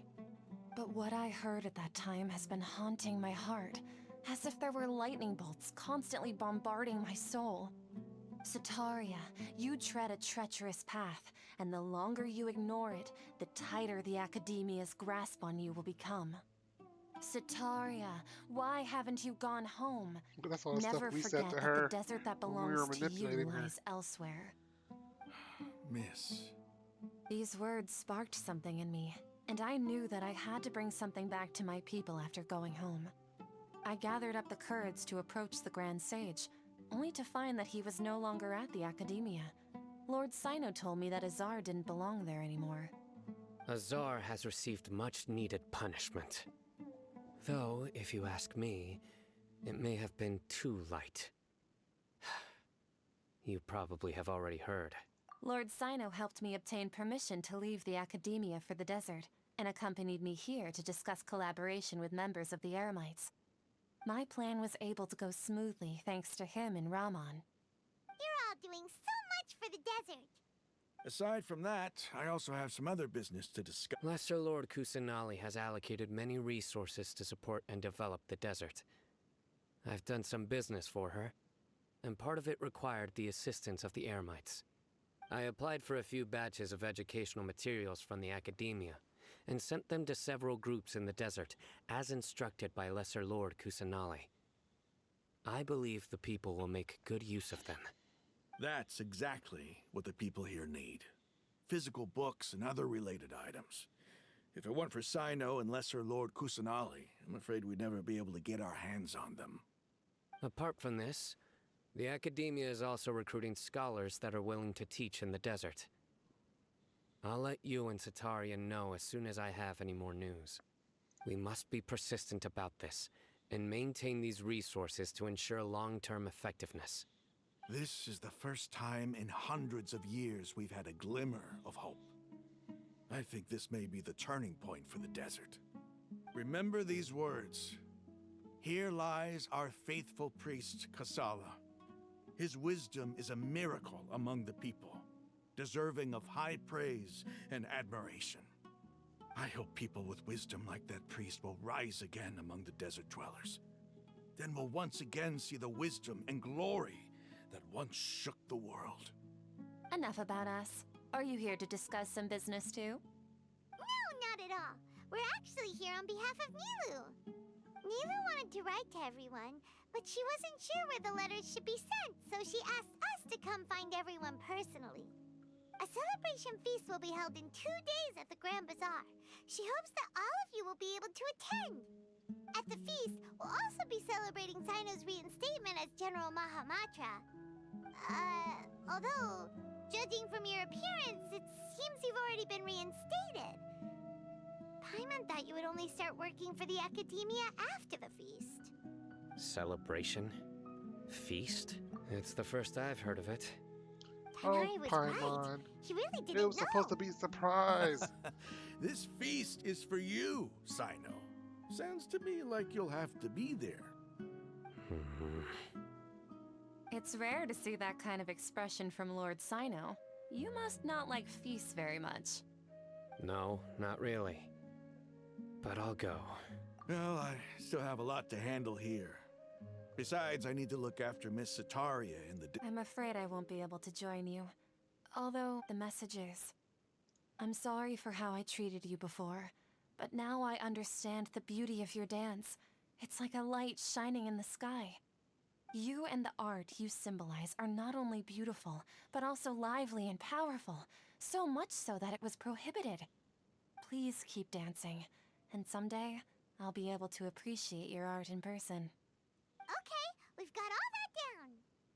That's too long. Our job here is complete as well. Oh, Sino, remember, party's in 2 days. Make sure you're there. Got it.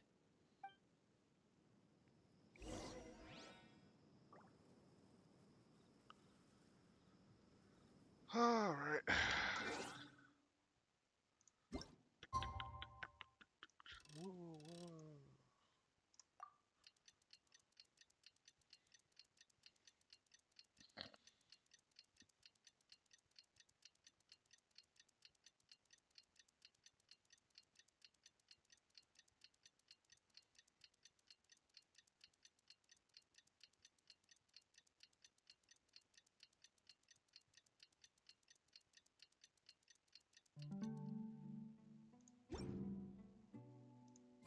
Today's the big day.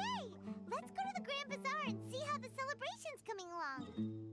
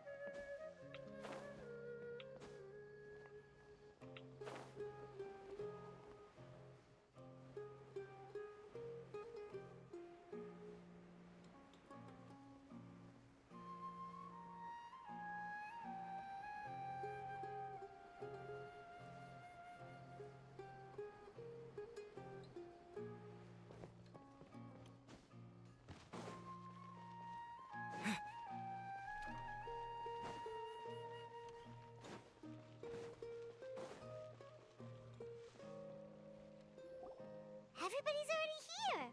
Looks like we're the last ones to arrive. You're here. Ah, there you are. Well, look who finally decided to show up. You look like you came here immediately after finishing up some work. I'm very happy to see you here. But we're not late, are we? It's just that everyone else arrived ahead of time. I propose that the last one who arrived be put in charge of today's speeches. Nah, there won't be any speeches today. Oh, really? Well, even better. Come join us over here. Let's share some great food and drinks, and chat about all sorts of fun things. Everything looks quite good. Wow! Paimon can't wait! Traveler, just look at all the delicious food here!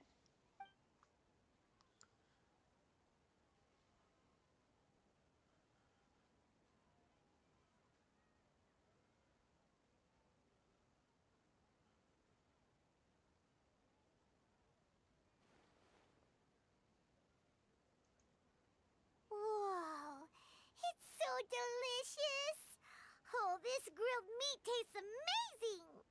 The food was specially prepared for you by everyone in the Grand Bazaar.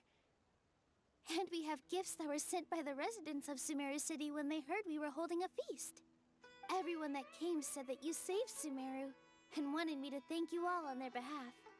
Ah, feels kinda nice to be seen as a hero. I could get used to this. being a bodyguard is also a hero's job. You've always been amazing, Dia. My lady sure has a way with words. Thanks. I'm glad to hear it. And I'm happy to meet everyone that participated in the great plan. Don't mention it. Come to think of it, we've really done something impressive together. It's unbelievable. Par for the course. We for owe it to our Traveler. abilities. And luck. Really? Why do I remember everybody thinking that luck was against us and feeling like we hardly had a chance of succeeding? That's how I remember it too. It's luck that brought us together, and it was luck that let us form a team. Then, it took even more luck for us to formulate a plan and implement it successfully. Moreover, judging from the results, everything worked out well. Yeah. Everyone gave it their all when it mattered most. It was almost like a performance. We took the stage and put on our best show. Everyone played their part, and thanks to everyone's efforts, the performance was a great success. So, would you say we're good actors too? It's such a blessing that Lesser Lord Kusanali was able to return to power at the Academia. Yes, even after being abandoned and neglected so many times, she's finally returned. Uh-huh. Lesser Lord Kusanali once used all her power in a great disaster, which resulted in her losing all her wisdom and memories of the past. The Academia basically abandoned her because of it. So that's the good This should story. be something everybody should remember. Huh? You look surprised. No, everything you said is correct. That's good. Something wrong? Yeah, what's with that face? You knew all of this already. Even if those two giants of the Academia are here, I still have to say it. Those sages really have some nerve. 500 years ago, Lesser Lord Kusanali used all her power for the people of Sumeru. And what did they do in return?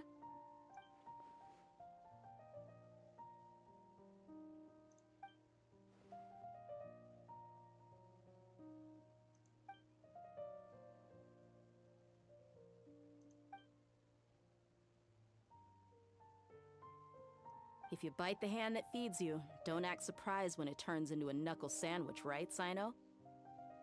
Perhaps I shouldn't say this, but their treatment of Lesser Lord Kusanali calls for a more severe punishment. You could simply tell Lesser Lord Kusanali that you wish to have Azar and his accomplices severely punished.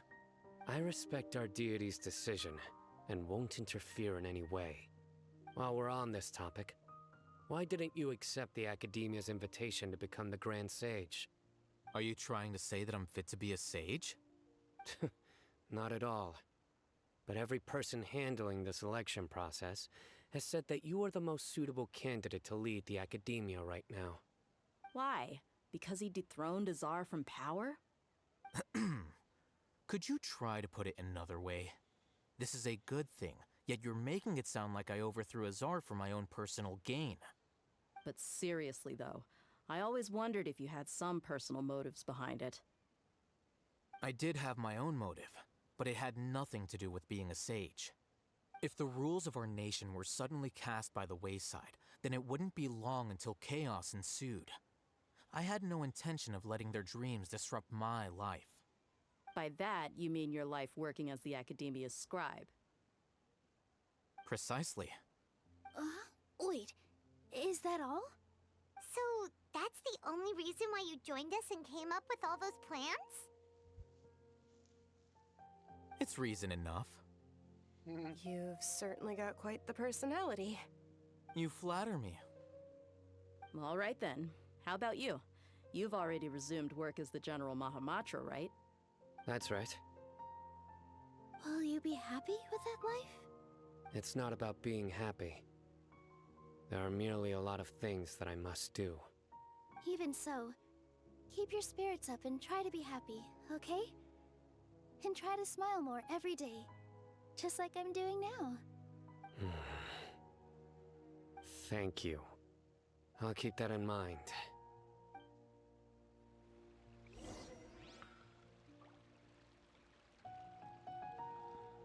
Oh man.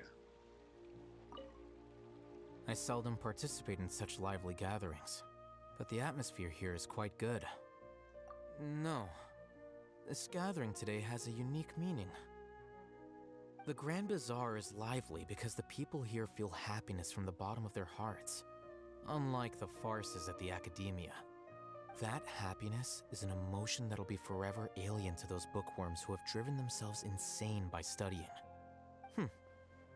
I seem to have taken both keys when I left the house. Oh well.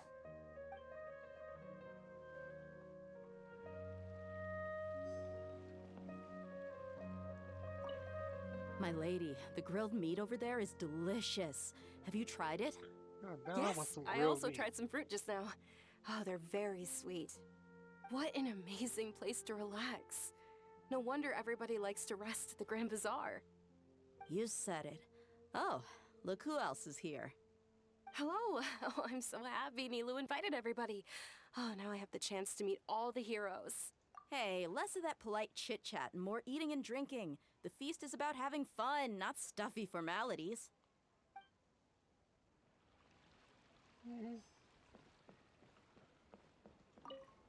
The atmosphere here is good, and everything is delicious.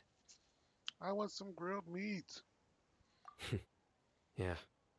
I don't often come to such places, but it feels quite good. I have a lot to handle these days. Otherwise, I could show you around. There's always next time. We're friends after all. This feast is pretty good. I like it.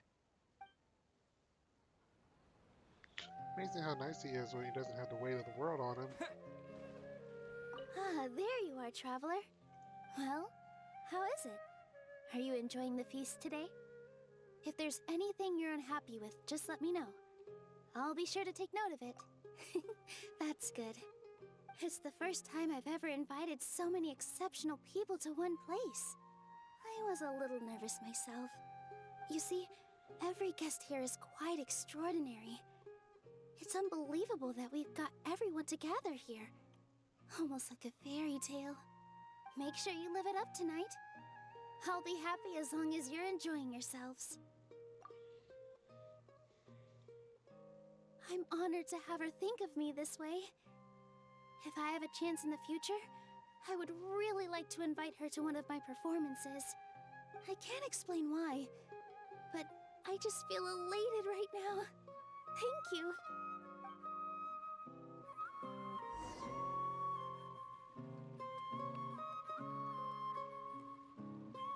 Am I trying to fall asleep? What's wrong? Your head is starting to droop.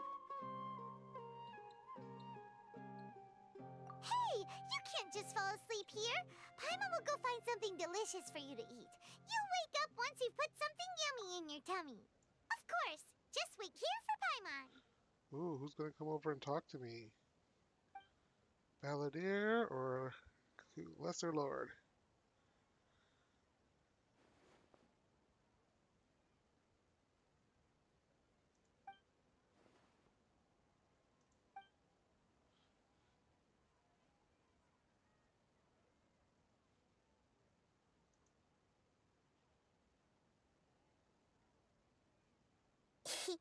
It's me.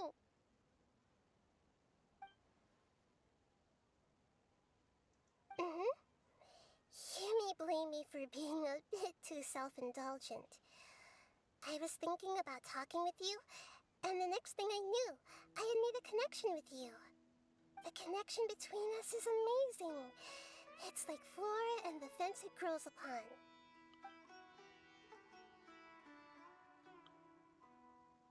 I heard there's an amazing celebration feast today at the Grand Bazaar. I wanted to have a look for myself, so I snuck in. Lately, I've been so busy dealing with all the fallout from recent events, so I really haven't had any free time. Although you've already helped me with a lot, there's still one more thing I hope you can help me with. Please say thank you to everyone for me.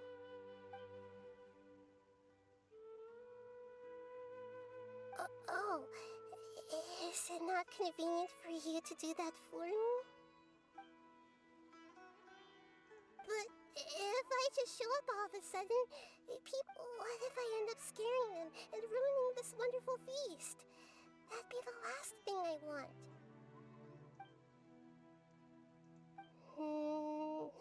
Let me think about it. Okay.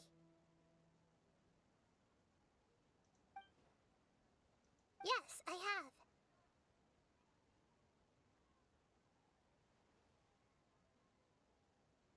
You said I should go thank everyone as myself, right? So, I've decided to borrow your body for the time being. Please don't blame me.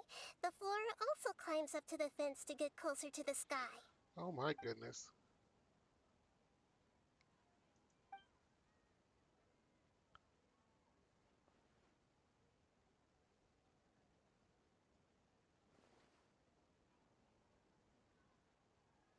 Everyone!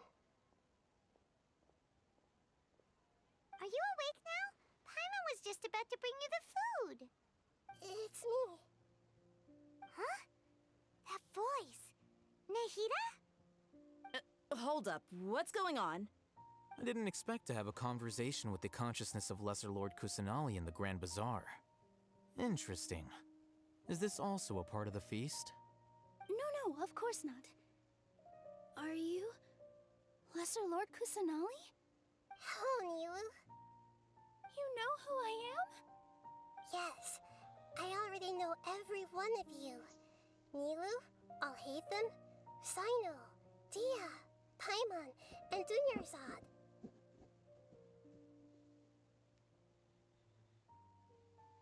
Lesser Lord Kusanali?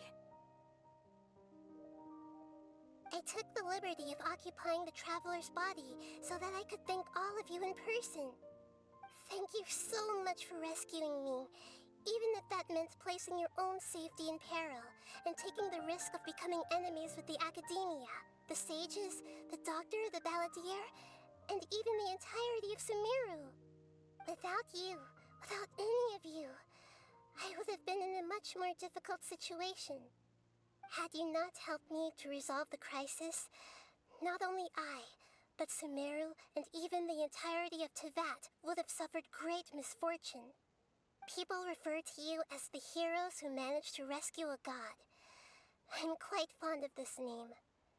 It not only explains your identities, but also bears witness to your relationship with me. Please, allow me to present to you my most sincere gratitude. Lesser Lord Kusanali, you have done so much for Sumeru, and I didn't even have a chance to do anything for you. You don't have to do this. Dunyarzad, the suffering you endured during your illness is also proof of you being with me and praying for me. Thank you. You don't need to be so ceremonious. It's always been my duty to protect you.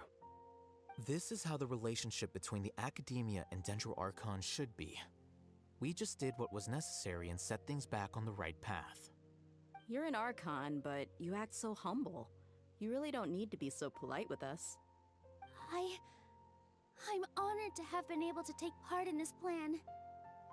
I hoped you liked the dance I dedicated to you. Thank you, all of you. Thank you so much.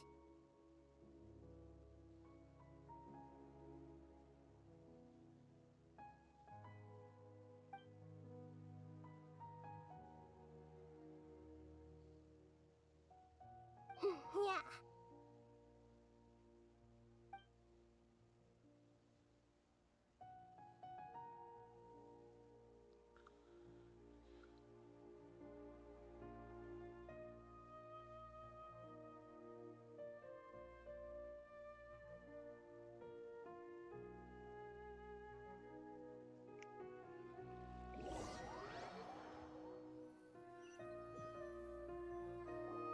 Are you awake? Did you rest well? After Nahida left, you ate a lot of food. You've become a glutton. That just means you still have a lot to learn from Master Paimon, the Sage of Gluttony. All right, since you're awake now, should we go and have a chat with Nahida? She should be in the academia right about now. If you have any questions, now's your chance to ask.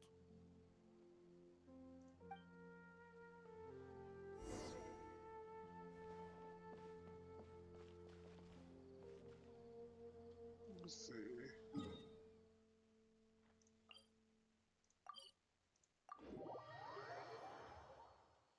This epilogue is long.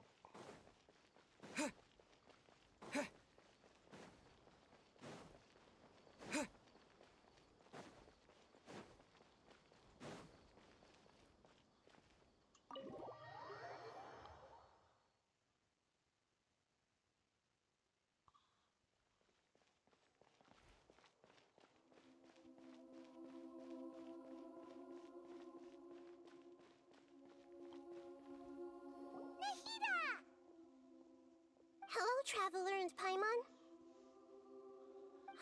What a fantastic night. I'm still immersed in all the happiness and joy, like a candle floating on water. So are we, and that's why we're here to talk with you. Is there anything you want to know? Everything! After recent events, the Akasha can no longer function as it used to. I've given it some thought, and have decided to shut it down permanently. But this is definitely not a bad thing. Even from the beginning, I've been planning to shut it down. The Akasha's centralized administration of knowledge has always restrained people's curiosity and curtailed the number of paths available to them. I don't think this is good for Sumeru.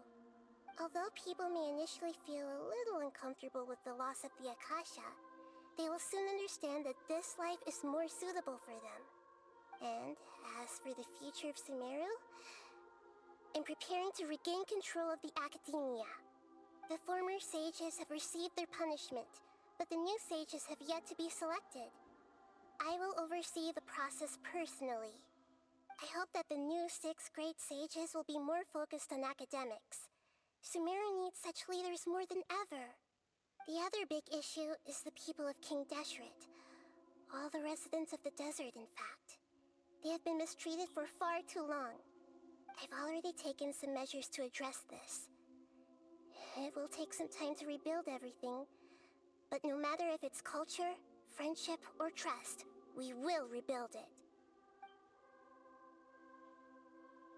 You mean, what happened after the doctor put you to sleep? You guessed correctly. The top-ranked Fatui Harbingers, up to number 3, possess power comparable to that of gods. I was no match for him in that kind of situation. However, in spite of the bad situation, I still managed to make a fair deal with the doctor. I'm sure you remember the entity that changed your fate, the Heavenly Principles. In fact, the Heavenly Principles has been quiet since the Conria disaster 500 years ago. I used this point as leverage against the doctor. I told him that the Heavenly Principles may be awakened if I destroyed Enosis. Although it's just a bluff, he still fell for it. I assumed that the Heavenly Principles wouldn't just stand by and let such extensive damage to its laws take place. And as for what I exchanged for the Gnosis, the exchange served as both punishment for the doctor, as well as a boon of new knowledge that I couldn't refuse as the God of Wisdom. He's still in a coma. I've hidden him like how one would hide a feather. I know you have many misgivings about him, but as someone who had become a god, he has retained a number of very useful features. Don't worry, I'll keep an eye on him and make sure he doesn't do any evil. In addition, there are still some mysteries left in him. Some things may be very clear from my perspective, but he is still yet to understand them himself. His future will be determined by fate. Is that where you're headed next? Fontaine, the Nation of Justice? As far as I know, that nation operates in a judicial system. Does their Archon personally judge people? No, there's a Chief Justice in Fontaine. Generally speaking, the Hydra-Archon, Focalor, won't preside over individual trials.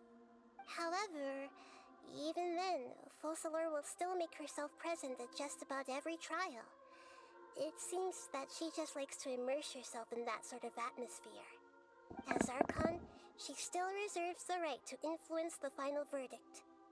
Anyway, let's just say she's got, a very unique personality.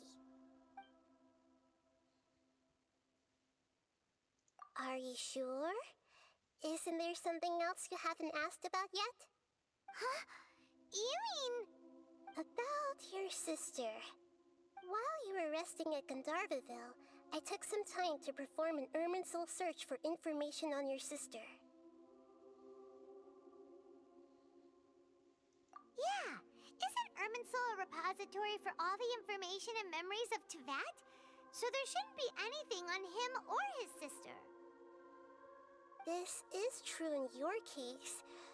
Irminsul indeed does not have any information on you. However, there must be something different about your sister. Because, as it turns out, the world has recorded information on her after all. What?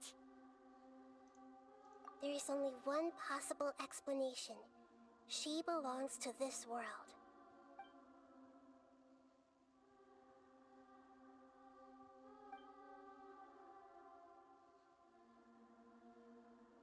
But nothing about this makes any sense! Wasn't this your first trip to Teyvat? According to the records I was able to access, your sibling suddenly appeared in Conria. After the Conria disaster, she began her journey through the 7 nations of Teyvat. But just as her journey was about to reach its conclusion, the Irminsul records on her suddenly become fuzzy. What do you mean, fuzzy? Did something happen to her? All I know for sure is that somebody, for reasons only they can know, is deliberately obfuscating her fate. And whoever it is, if they can do that, who knows what else they're capable of. But even that wouldn't explain how she somehow comes from this world. Something else I noticed was that according to these records, the Fatui have not classified your sibling as one of the Descenders. What's a Descender? Paimon's never heard of it. Look, I'm sure you must be curious about the information I received from the Fatui in return for my gnosis, right? A very important part of the intel was about this world's Descenders. External beings, ones that don't belong to this world. Traveler, you are Teyvat's 4th Descender. Huh? So the Fatui count 3 other Descenders before the Traveler, and his sister isn't even one of them? That's right. My current hypothesis is that the first Descender was likely what we now call the Heavenly Principles. As for the other Descenders, I still need to verify their existence. It could take me some time. Paimon's head's about to burst from all this crazy new information. And yet, even knowing all this, I'm sure you must still have a lot of unanswered questions. I must say, I truly regret that I can't help you more as the God of Wisdom. There are many questions in my heart as well. I will need some time to go through each one of them. And soon, you'll also begin your journey anew and depart from Sumeru. I'm very interested in your future. It's a journey that can't be observed or recorded by this world.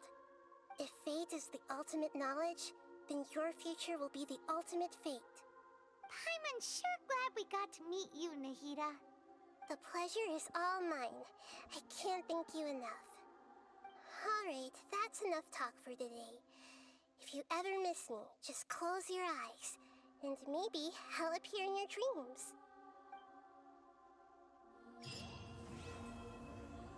Ooh, finally. You must have a whole bunch of questions after our last conversation with Nahida. Paimon was ready to ask her a million more questions, but didn't want to seem too pushy.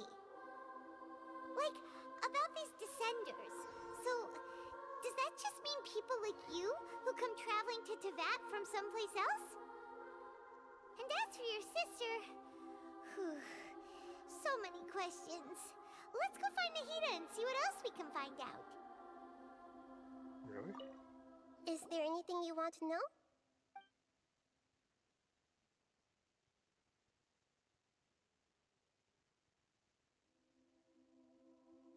And soon, I'm very interested in if fate is the ultimate knowledge. I'm sure glad we got to meet. The pleasure is all mine. Alright, that's enough talk. Alright.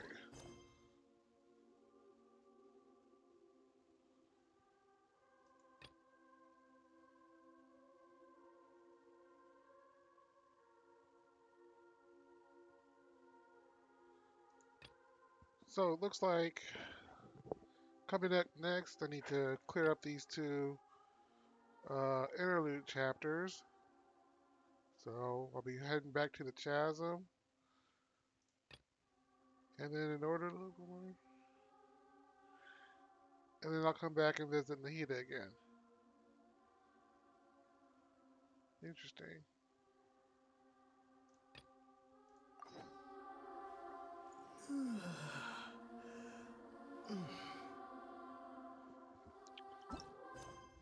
Of course, the real good news is this should help me unlock some of this.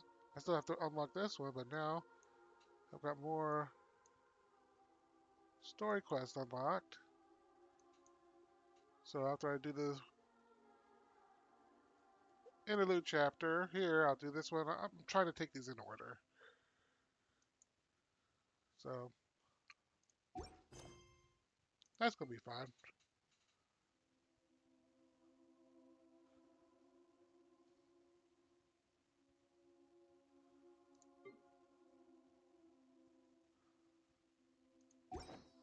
All right. And with that, it's time for me to... Oh, wow. It is way past time for me to go to bed. Unbelievable. This took far longer than I thought it would. So, yeah, I'm going to finish up and call it a night, but I'm not going to bring you along through the boring clearing out the bags and visiting. Well, sure, we can visit Catherine real quick.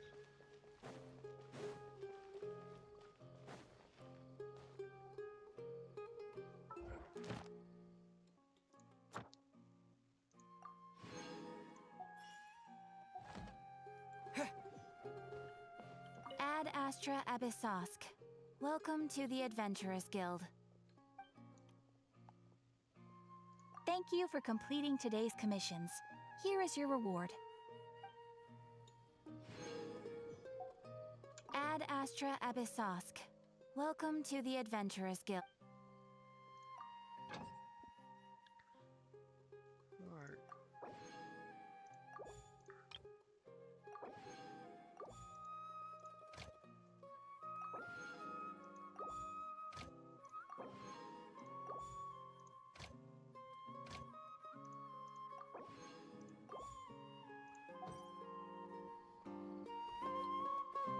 Alright, until next time, thank you all for joining us, whoever stopped by to check out the story, to check out the stream, it's appreciated. You know, give me a like, follow, subscribe. If you enjoy this content, until next time, this is Winlex the Prophet. You have a good night, a good week, and be good to each other.